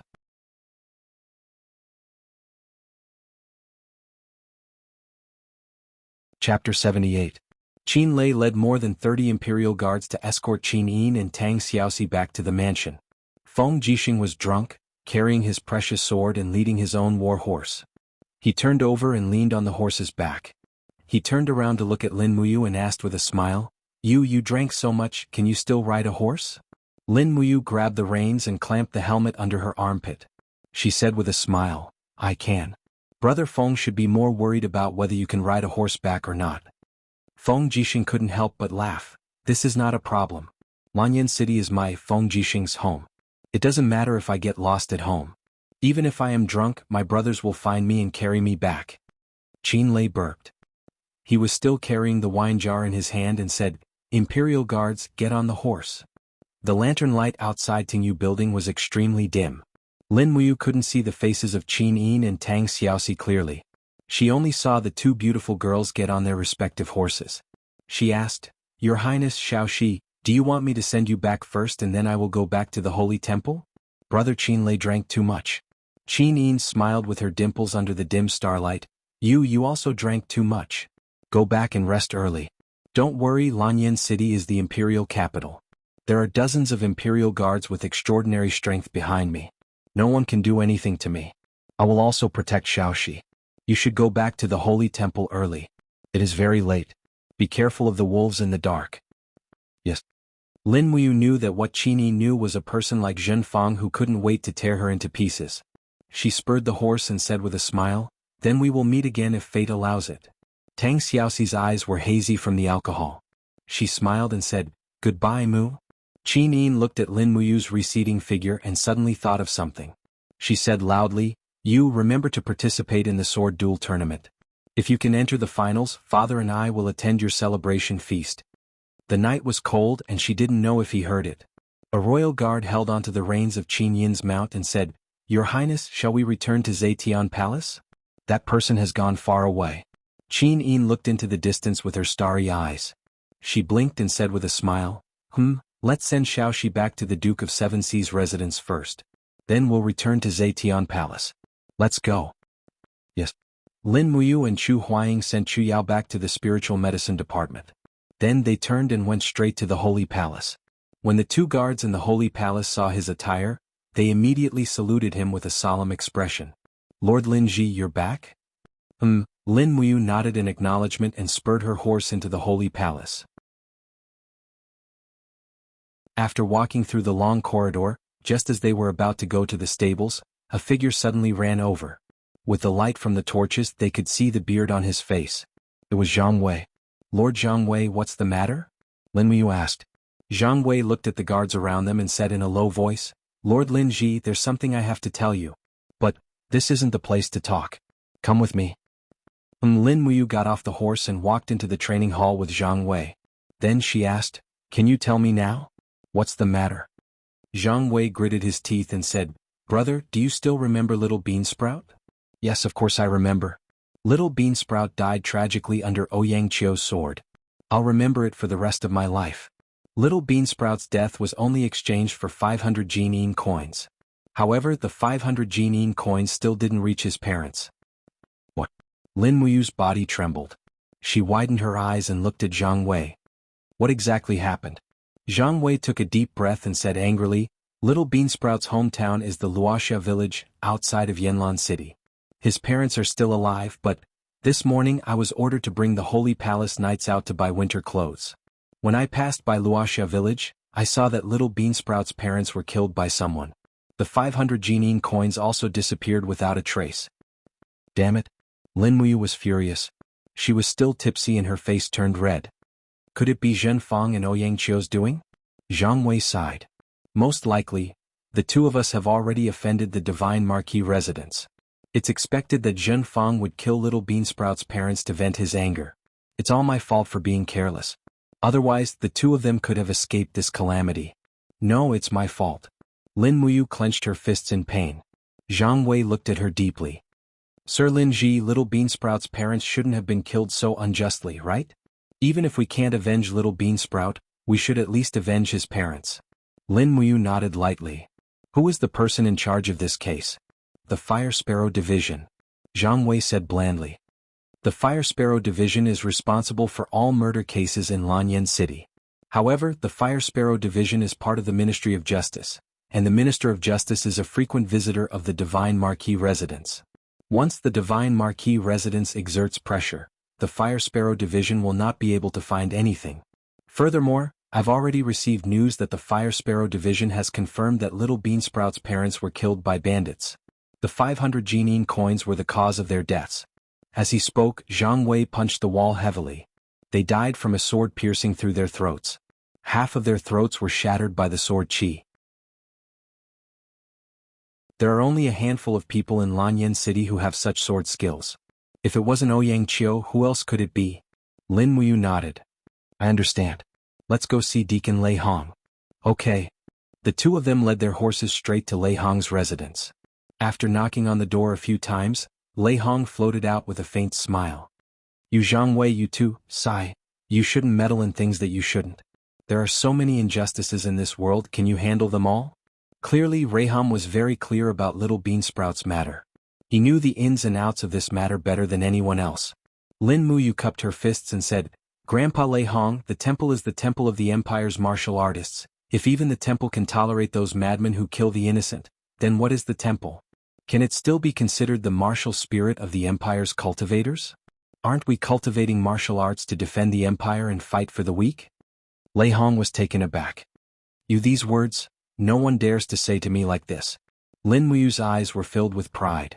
Grandpa Lei Hong, you are the deacon of the Divine Temple. You have to shoulder this burden even if you don't want to. Otherwise you are not fit to be the deacon. You? Lei Hong's eyes widened. After a while, he shook his head helplessly. You stinking brat, I really don't know what to do with you. How could that old fellow Chu Chu accept such a stubborn disciple like you? Fine, I still have to give face to Chu Chu. Go get the horses and follow me to the Fire Sparrow Division. Thank you, Grandpa Lei Hong.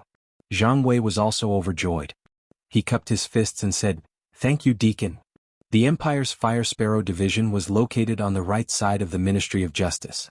The entire building was connected together, and the main hall of the Fire Sparrow Division was like a fire sparrow soaring through the 9 heavens. It had an awe-inspiring and lifelike appearance. Outside the main hall, 8 guards stood guard with swords in their hands. The torches at the side flickered and flickered.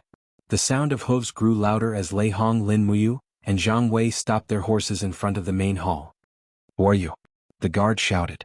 Reiham slowly lifted his cloak, revealing his aged face. So it's the temple's deacon. The group of guards knelt down. Lei Hong was not only the deacon, he was also one of the 6 white-robed royal guards of the Empire. He had the right to have an audience with the Emperor. Such an important person was not someone the guards could afford to offend. May I know why the deacon is visiting the Fire Sparrow Division so late at night? I want to see the Fire Sparrow Division's head Master Zhenggu. Master Zhenggu is already asleep. Please pass the message to him. Yes. Not long after, the guard returned and said, Deacon, please come in. Thank you. The guards led the group into the main hall of the Flamecracks division. The attendants lit up the lanterns illuminating the hall. A man dressed in the uniform of a civil official flew up to greet them, knelt on the ground and said, Subordinate Zhenggu, greets Deacon Lei Hong. Lei Hong helped him up and smiled, Master Zhenggu, there is no need to be so courteous. Get up, get up. May I know why the deacon is here? Why don't you tell him? Yes. Lin Muyu cupped her fists and told him about the tragic death of little Beansprout's parents. After listening, Zhenggu's expression did not look too good. This case has already been closed.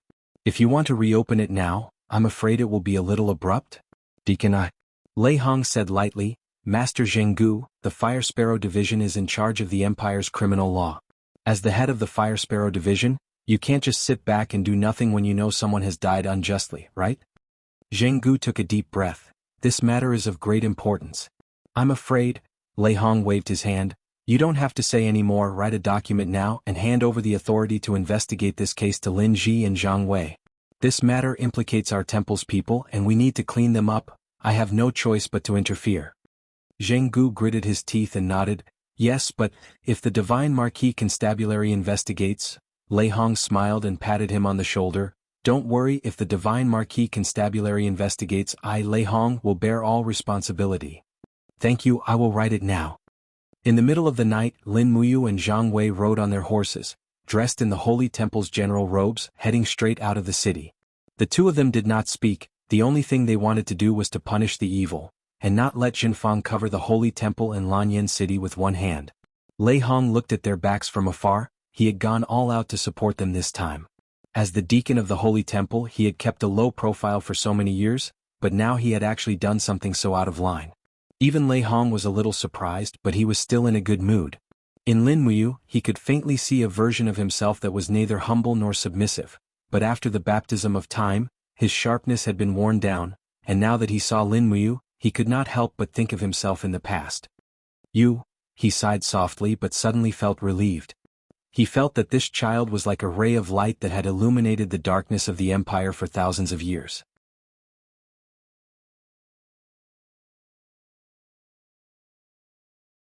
Chapter 79.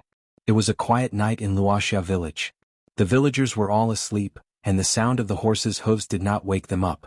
Lin Muyu and Zhang Wei went straight to the Firefinch division, in the northwest of Wuxia village. Rather than calling it a division, it was more like a small courtyard. Two officials were supervising the village, and the bodies of little Beansprout's parents were kept here.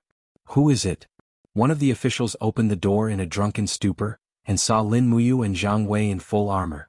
Both of them had the Holy Cathedral's gold and silver star badges on their necks.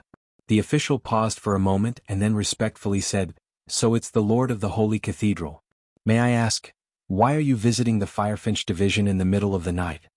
Lin Muyu nodded and took out a document for him to read. Where are the bodies of little Beansprout's parents? Can we bring them back? Yes. When they saw the bodies, Lin Muyu and Zhang Wei's hearts clenched. The two elders' heads were crooked to one side, and there was a shocking hole in their necks.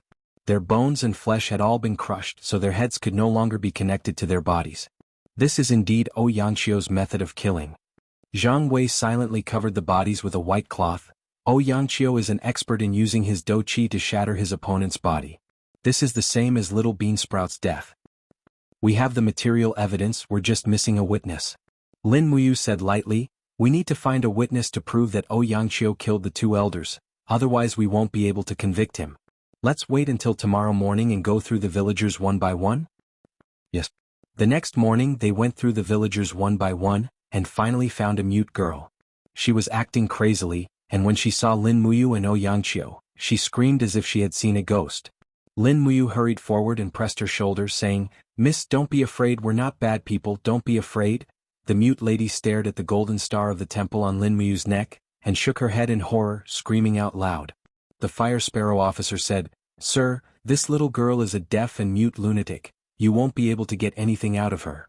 Really? Lin Muyu smiled coldly. He saw the mute lady take out a gold star badge from her bosom. In front of the gold star was the shape of a sword.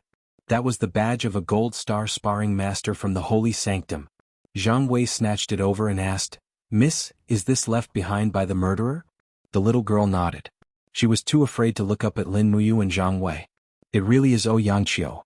Zhang Wei flipped the badge over and said, "Lin Ji, look, Ouyangqiu's name is engraved on the back. This is indeed unintentionally left behind by Ouyangqiu. This bastard really killed Little Bean Sprout's parents with his own hands." Lin Muyu gritted her teeth. "Send Little Bean Sprout's parents back to Lanyan City, and bring this girl along. Ouyangqiu is dead meat." At noon, they arrived at the holy sanctum and handed over all the evidence to Deacon Guyang. The morning training had just ended, and the group of instructors and sparring masters were about to leave when they were gathered together again. Among them, Zhen Fang and Ouyangqiu were present. Lei Hong looked at them coldly and said, "Instructors who killed sparring masters by mistake do not have to pay with their lives, but, if they intentionally killed multiple people, shouldn't they be punished according to the law?" "Great Deacon, what do you mean by this?" Zhen Fang asked. Lei Hong's voice was not angry but it was imposing. "Ouyangqiu, kneel." Ouyangqiu was startled and immediately knelt down saying, "Great Deacon, what have I done wrong?" Lin Muyu took out a gold star badge and showed it to Ouyangqiu saying, "When you killed Little Bean Sprout's parents, you left this in the bushes." "What?" Ouyangqiu's face paled. "Lin Ji, don't slander me." Lei Hong said indifferently, "Fire Sparrow Division's people will be here soon, this matter will be resolved. Ouyangqiu, don't be nervous, if you really killed them on purpose I will definitely clean up the sect. With the power of the holy sanctum, even if you didn't kill them I will not accuse you." "Lin Ji, you bastard, you just want to kill me, don't you?" Ouyangqiu's eyes were filled with anger. Lin Muyu did not speak, only looking at him coldly. Zhen Fang stared coldly at Lin Muyu and Zhang Wei and couldn't help but sneer. "Lin Ji, Lord Zhang Wei, you guys are so impressive, you even dared to snatch Fire Sparrow C's job. Our divine temple is indeed full of heroes, in order to kill one of our own, you guys are willing to resort to such underhanded means. Ouyangqiu is from the Divine Marquis Constabulary, I want to see what Fire Sparrow C can do to him." Lei Hong said coldly, "Little Marquis, always leave some leeway, don't push things too far." Zhen Fang raised his eyebrows. "Lei Hong, don't think that I'm afraid of you just because you're white-robed Imperial Forest. If you dare touch Ouyangqiu, go ahead and try, I will make you suffer." "Is that so? Then let's wait and see." Lei Hong smiled lightly. Not long after, Fire Sparrow Division sent more than 10 people, including Zheng Gu himself. In a short span of 10 minutes, all the evidence and witnesses were present. Zheng Gu said lightly, "According to the law, Ouyangqiu should be executed immediately." Ouyangqiu's body trembled, he quickly turned to Zhen Fang, "Little Marquis, save me." Zhen Fang stepped forward, took out a golden token and said, "Wait, Ouyangqiu is from the Divine Marquis Palace, he is a noble, I will use the Divine Marquis Palace's golden token to protect his life, no one can kill Ouyangqiu." Zheng Gu was stunned, he looked at Lei Hong awkwardly. Lei Hong stroked his beard and smiled. "The Divine Marquis Palace's golden token will protect his life, there is no problem, but the Holy Sanctum also has its own rules. Ouyangqiu killed someone, he should accept the challenge trial. Little Marquis, what do you think?" "I will be the witness." "Trial?" Zhen Fang was stunned. The so-called challenge trial was a type of duel, a battle to determine life and death. After a noble killed someone, the relatives and friends of the victim could challenge the killer once, and they would not be held accountable. This was an unwritten rule, and it was very popular in the Qin Empire where martial arts were the norm. Ouyangqiu seemed to see hope, he laughed coldly. "Little Beansprout is already dead, who can challenge him on his behalf?" In the entire holy sanctum, Ouyangqiu's swordsmanship cultivation could be counted on one hand, there were not many people who could defeat him in a one-on-one fight, and Little Beansprout was a copper star sparring master. He only had a few close friends and none of them were a match for Ouyangqiu. At this time Lin Muyu slowly took a step forward and said, "If there is really a challenge then let me challenge Lord Ouyangqiu. Little Beansprout is my friend and today I will reclaim the dignity of the holy sanctum sparring masters." "Lin Ji." Ouyangqiu couldn't help but sneer. "You're just a third-tier Earth Realm sparring partner. You've made a name for yourself in the Holy Palace. Do you really think you can defeat me?" Lin Muyu smiled calmly, "We will know after the battle." Ouyangqiu's eyes revealed a trace of coldness. If you lose, I will not hesitate to tear your heart into pieces, dig it out, and feed it to the dogs. I, Ouyangqiu, am a man of my words. Lin Muyu smiled faintly. I will also kill you as a sacrifice to little Beansprout's parents, or else I am not worthy of being his friend. Lei Hong smiled faintly. 10 minutes later, the duel will take place in the main hall. Lord Jinggu and I will be the witnesses. Jinggu nodded happily. I am willing to listen to your orders. Linji, you are crazy. Qin Xiling gritted his teeth and said in a low voice, Ouyangqiu's imperial sword technique has already reached perfection. Although your defense is strong, you are definitely not his match. Also, Ouyangqiu really wants to kill this time. If you lose, he will kill you. The rules of the trial state that no one can interfere, even if the head deacon wants to save you. Don't worry, Xiling. Lin Muyu patted his shoulder, smiled and said, if I am not confident, I will not challenge him. Yes, I hope you can avenge little Beansprout. The surrounding sparring masters were indignant after knowing the truth. Little Beansprout's situation was exactly the same as theirs. The strong preying on the weak made them feel fear. One after another, they all cheered for Lin Muyu. Lin Ji, do your best to defeat him. Kill Ouyangqiu, the scum of the instructors. Lin Ji, fight for the honor of us sparring partners. Don't lose, Lin Ji. Unknowingly, it seemed that Lin Muyu had already become the hope and soul of the temple's sparring masters. Lei Hong watched from the side and was secretly gratified. Temple needed this kind of hope. If the instructors and sparring masters were always one-sided, then Temple would never prosper. Ouyangqiu was already preparing. He used the scarlet mantis to sharpen the edge of the sword. The scarlet mantis was a type of hard stone. It was also the best whetstone in the empire. When he was sharpening the sword, his voice also seemed to be a kind of contempt and provocation to his opponent. Fortunately, Lin Muyu's willpower was stronger than his. She did not care at all. The trial prepared to begin. Deacon Guyang shouted loudly. Ouyangqiu jumped and stood in the center of the hall, his battle boots stomping on the stone floor. Immediately a wave of battle energy appeared. His martial soul also wrapped around his shoulders. The corner of his mouth curled up in a disdainful smile. Lin Ji, you are courting death. Lin Muyu walked step by step to the center of the hall. About 10 meters away from him, he lightly shouted. A wave of air surged around his body. This time he did not summon the black tortoise shell or the dragon scale wall. Lin Ji gave up on defense. Is he crazy? One of the instructors said in shock. Zhang Wei frowned. Courting death. Ouyangqiu let out a roar. His entire body was covered with battle energy. He opened his palms and used his chi to control the sword, charging toward Lin Muyu. Before he even got close to her, he had already condensed the energy of dozens of blades made of battle energy and attacked. Lin Muyu saw the opportunity. She raised her left palm, and the wind element that she had been accumulating for a long time burst out. This was the energy of the wind sword, the wind sword. Even though this energy was not enough to destroy Ouyangqiu's attack, it could greatly delay the time of his attack. She opened her right palm and purple lightning suddenly flickered.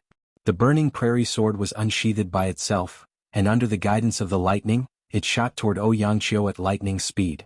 The speed was so fast that it left everyone in the hall dumbfounded. No one had ever seen an attack with such speed and momentum. Wild thunder wave. Lightning circled around the burning prairie sword, carrying with it an unstoppable force. This was the attack that Lin Muyu had given up on defense, and she had converted all of her strength into an attack. The burning prairie sword directly pierced through Ouyangqiu's chi armor, and in the next moment, lightning began to wreak havoc. Clang! Ouyangqiu raised his sword in an attempt to block, but his sword was instantly shattered by the sharp burning prairie sword. Immediately after, the burning prairie sword pierced through his heart, and heavily nailed into the pillar behind him. Ouyangqiu stood there in disbelief. He lowered his head to look at the armor in front of his chest, and saw that the armor in front of his chest had been pierced through, and his heart was almost burnt to a crisp. In an instant his mind had already gone blank.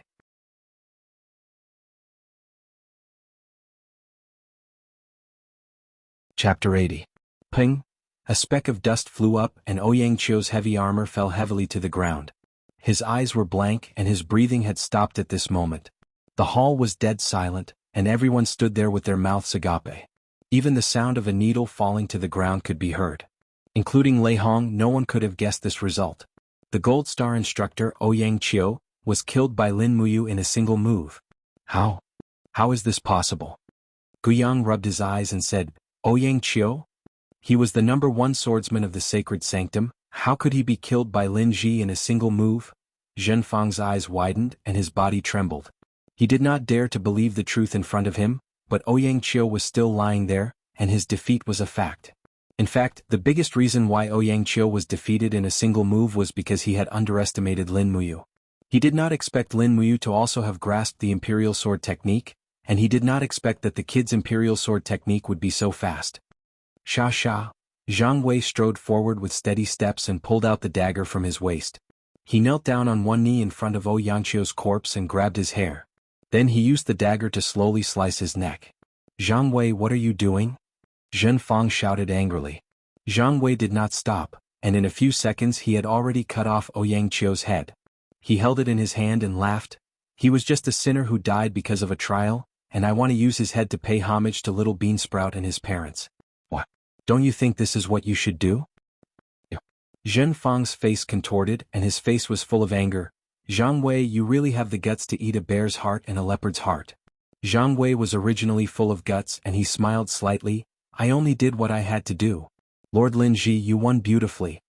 Lin Ji stood there silently. He hadn't killed anyone for a long time, but he couldn't suppress his killing intent at that moment. If he didn't kill Ouyang Qiu today, he would be letting down his true self. Lei Hong, who was standing at the side, smiled faintly and raised his voice.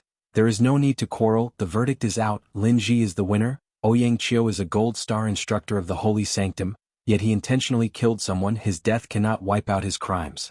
Today, Ouyang Qiu will be stripped of all his titles and salary, he will be removed from the Holy Sanctum. We should all take him as a warning, not to kill the innocent, not to be cruel and ruthless. The group of instructors and sparring partners cupped their fists. Yes, Grand Deacon. Raham smiled and said, Men, bury Ouyang Qiu's body with the etiquette of a commoner. Everyone is dismissed. After lunch, afternoon training will continue as usual. Lin Ji, you stay behind. Yes. The group dispersed, only Lin Muyu remained in the hall asking, Grandpa Raham, what's the matter? Raham sighed, even though you are talented, you are too reckless. Your actions today have completely offended the Divine Marquis residence. I'm afraid that your future days will not be good. The Divine Marquis residence has many claws and teeth in Lanyan City. I'm afraid that if you continue like this, you will definitely suffer at their hands. How about this? Raham thought for a moment, then said, From today onwards you will continue to train in the secret chamber. Other than the daily sparring partners, do not take a single step out of the Holy Sanctum. I will strengthen the security of the Holy Sanctum. At least we will not allow anyone to easily sneak into the Holy Sanctum. Lin Muyu knew that this was Raham's way of protecting her, and that she really didn't know the depth of the Divine Marquis residence, so she cupped her fists and said, Yes, I will follow Grandpa Raham's arrangements. And that's good. Raham was slightly gratified, even though this kid's actions were always unexpected, but to be able to listen to his advice was already not bad. At night, in the brightly lit Divine Marquis residence. Bang! The teacup on the table bounced a few times, spilling tea all over the table, and the aroma of tea wafted through the air. Zheng Yifan, the Divine Marquis of the Empire, was known as the God of War, but the current Zheng Yifan no longer had the elegance of his youth. His thin face was covered with the traces of time, only the light in his eyes remained the same. He clenched his fists and said in a low voice, This is simply ridiculous. Killing people in the Holy Sanctum is one thing, but they actually dared to kill people in Luoxia village. Ouyang Qiu deserved his death. Zheng Fang had not seen his father so angry for many years. He knelt on the ground, trembling, and said, Father, but Ouyang Qiu was a guest of the Divine Marquis residence. No matter what, we can't let him die like this. What else can we do? Zheng Yifan's deep gaze fell on Zheng Fang. There was a hint of coldness in his eyes. Fang, you disappoint me. Why did I send you into the Holy Sanctum? It was because I hoped that you would be able to cultivate peerless martial arts and extraordinary loyalty, but you only learned some lowly tricks in the Holy Sanctum. Don't say any more, otherwise I'll send you to the ascetic tower for 3 years. Zheng Fang's face was ashen. He was so scared that he could not speak. At this moment, a beautiful young girl carrying a tea tray slowly walked forward. She was dressed in clothes whiter than snow and had a face as beautiful as jade. She put down the tray and massaged Zheng Yifan's shoulders. She smiled and said, Father, don't be angry at little brother. He's just young and impetuous. If you really lock him up in the ascetic pagoda, I'm afraid he'll become an ignorant piece of trash when he comes out in 3 years. The anger on Zheng Yifan's face subsided a little. He said, Xiang, you spoil your younger brother too much. Look at him. Where does he look like the young master of the Divine Marquis residence? He only knows how to befriend useless people all day long. This girl was Zheng Yifan's daughter, Zheng Xiang, Zheng Fang's older sister. Zheng Xiang smiled and said, Father, let's forget about this matter. Ouyang Qiu was the one who killed first. It was indeed his fault, and he died during the trial challenge. It has nothing to do with anyone else. Zheng Yifan nodded. Yes, I know, Xiang, go and rest first. I'll think about it carefully. Yes, okay. Zheng Xiang turned and left. After sensing that Zheng Xiang had gone far away, Zheng Yifan's eyes lit up. He said, That brat named Lin Muyu killed Ouyang Qiu. This is no different from provoking the Divine Marquis residence. Lei Hong was so protective of Lin Muyu. Isn't he looking down on the Divine Marquis residence? Since that old thing Lei Hong is not afraid of the Divine Marquis residence, then don't blame me for being rude. As he spoke, Zheng Yifan took a deep breath. After breathing in and out true yuan, he smiled faintly. Elder Tsang, I'm afraid you'll need to personally come out this time. Divine Marquis, I'll do my best. An ethereal voice came from the sky. Zheng Fang hurriedly looked up and smiled in surprise. Grandpa Tsang is in the capital? Aren't you going to welcome him? Zheng Yifan smiled. Zheng Fang hurriedly turned around to open the door, only to see a sage-like old man under the moonlight, holding an iron staff in his hand, the corners of his mouth curled up with a doting smile. Fang, you've grown up so much. Grandpa Tsang, why are you here in Lanyan City? Didn't I want to see you in Xiang? The old man stepped into the hall, and an invisible force of the sanctuary rippled with every step he took. Zheng Yifan smiled. Congratulations, Elder Tsang, you've finally entered the sanctuary. The old man looked up with a smile. Greetings, Divine Marquis. No need to be so polite, take a seat. Yes. Tsang Baihe, one of the few experts in the empire, was once a guest of the Divine Marquis residence. He followed Zheng Yifan to conquer the north and the south, but he went into hiding when the Radiant King was rewarding the officials. Now that he had reappeared in Lanyan City, he would surely bring about a bloodbath. Elder Tsang, you should know about the Divine Temple openly provoking the Divine Marquis residence, right? Zheng Yifan said casually as he personally brewed tea. Tsang Baihe nodded. I've heard a little, but the Divine Temple is not easy to deal with. Although many of the experts have retired, Lei Hong is still around. Although the Divine Marquis residence has many talents, they might not be able to gain the upper hand in a direct confrontation with Lei Hong. After all, other than Lei Hong, there are still Guyang and a bunch of old guys with a cultivation of heaven state. I think the Divine Marquis would not want to fight Lei Hong directly, right? Zheng Yifan could not help but smile. The one who knows me best, Tsang Baihe.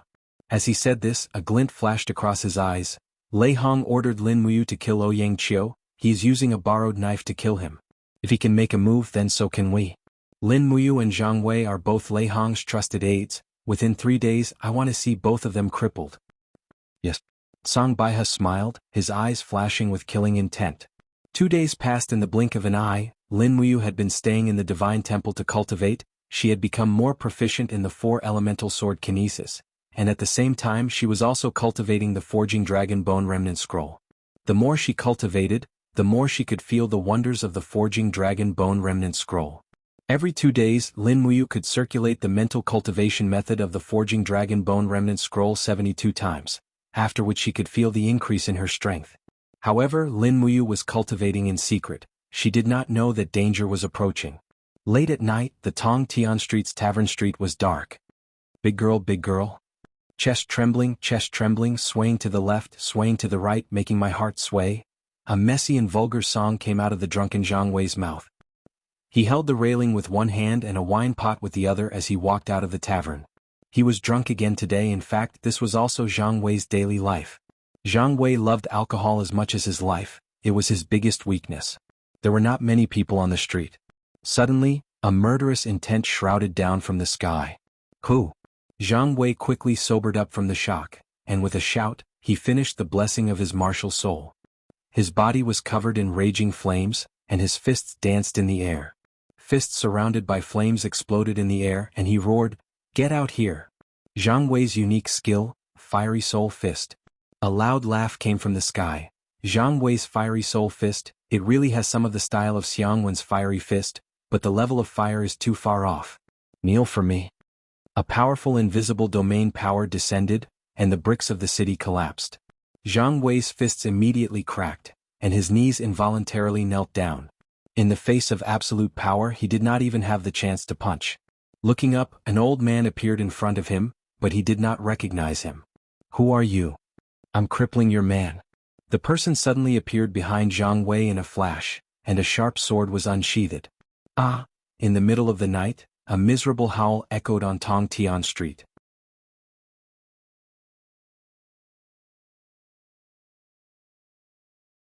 Chapter 81. Lord Lin Ji, wake up. A servant's voice came from outside the room.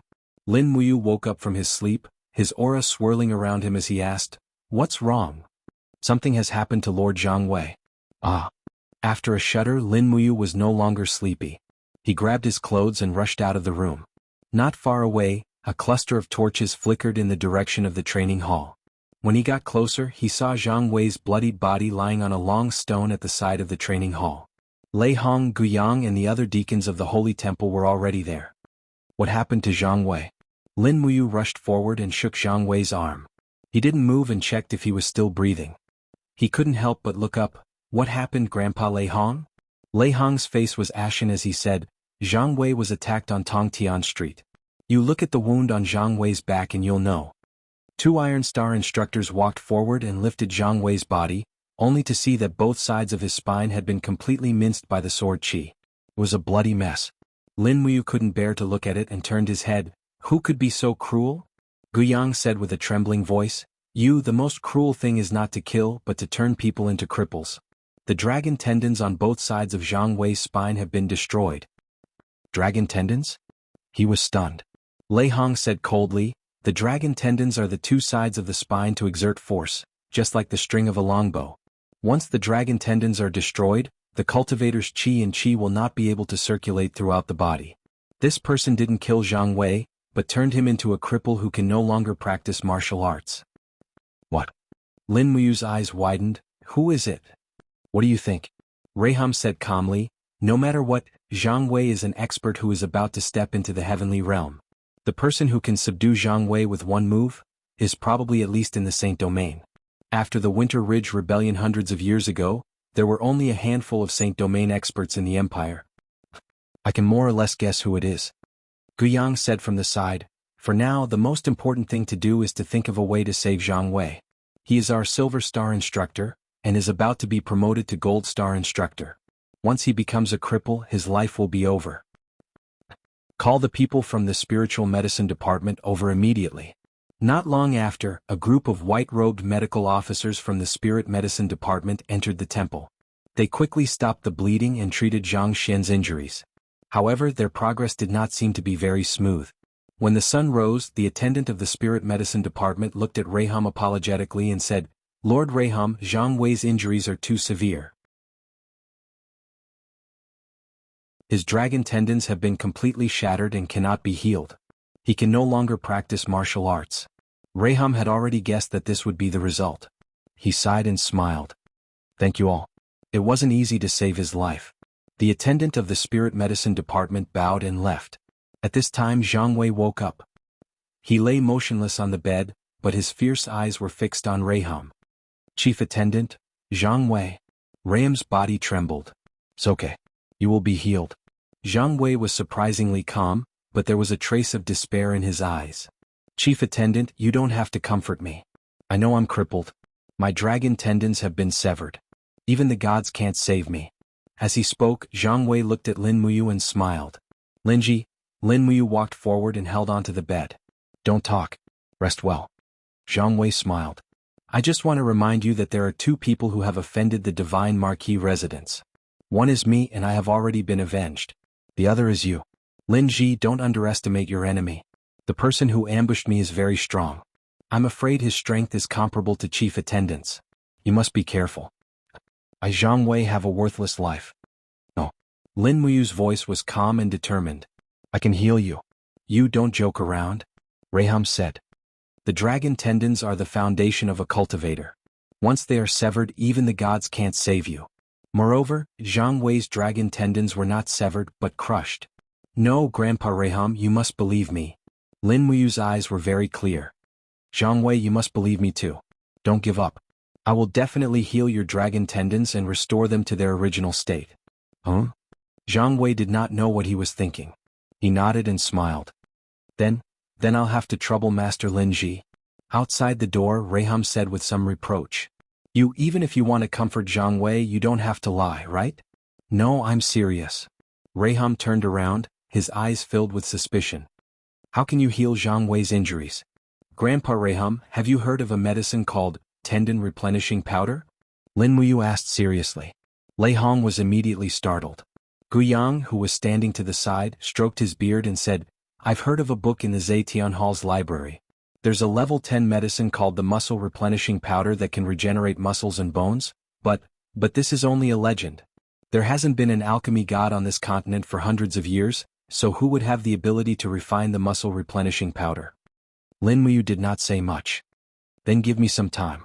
Yes. Raham nodded. I'll allow you half a month's leave. Is that okay? Thank you, Grandpa Raham. Go. He led a sturdy warhorse from the temple stable and galloped toward the trading center of Lanyan City. At the same time, he tried his best to recall the recipe for the tendon replenishing powder. Dragon tendon vine and luminous nightgrass were 2 level 10 medicinal herbs that were very rare. He would try his luck at the Empire's medicine shop. As he galloped, he called out, Lulu? Whoosh. The beautiful elven official flew out. She was still wearing a green dress that was as thin as a cicada's wings in the cold autumn weather. She smiled and said, Brother, what's the matter? Did you see dragon tendon vine and luminous nightgrass when you were drawing the map in the dragon-seeking forest? If you did, mark them on the map for me, okay? Lin Muyu said urgently. Lulu sat on his shoulder and shook her head. I haven't seen them. They're too rare. Also, Lulu's spiritual energy isn't enough to fly too far. Okay, I'll go ask myself. Not long after, Lin Muyu arrived at the Imperial Merchant Firm and immediately went to find Third Fatty Jean. Third Fatty Jean immediately beamed when he saw Lin Muyu. Master, are you going to buy some 7-colored lotuses again? I've already prepared them for you. No need. Lin Muyu shook her head and asked, Boss Jean, do you have dragon tendon vine and luminous nightgrass for sale? Third Fatty Jean was stunned. They're both level 10 medicinal herbs? Yes, do you have them? Third Fatty Jean said awkwardly, although there are all sorts of medicinal herbs in the Imperial Trading Center, we don't have the 2 that you want. It said that dragon tendon vine only grows in the gaps in the spine of a dragon, and its fertilizer is dragon tendon. Luminous nightgrass is no different from other weeds. The only thing special about it is that it can emit light at night. We don't have either. Then, thank you. Lin Muyu felt a little lonely. She thought of Zhang Wei's miserable appearance. In a sense, Zhang Wei ended up like this because of her. Even if she had to do everything she could, she had to heal his crippled body. This was what a man should do. When he saw Lin Muyu's disappointed expression, Third Fatty Jean smiled. I heard that the Duke of Seven Seas residence has many precious medicinal herbs. Many of them were collected by Duke Kanglin's people. Master, you can try your luck at the Duke of Seven Seas residence. If you really can't find them. With your status as the Divine Palace's Golden Star, you should be able to go to the Zetian Palace's Medicine Pavilion. You might be able to find them. Okay, thank you. Lin Muyu nodded, turned around and left the medicine shop. In less than 10 minutes, the warhorse stopped in front of the Duke of Seven Seas residence. Lin Muyu dismounted and carried the burning prairie sword on her back.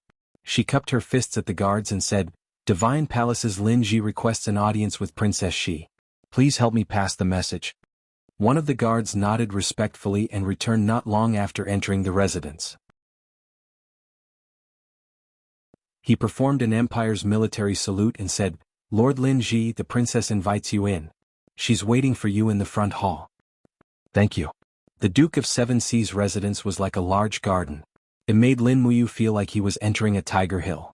There were guards all along the way as if to show off the strength of the Seven Seas city's army. The front hall was not far away. When he arrived, Tang Xiaoxi had already walked out in a beautiful red and white dress. Her little boots stepped on the red maple leaves on the ground. She smiled and said, Mu, you finally saw me?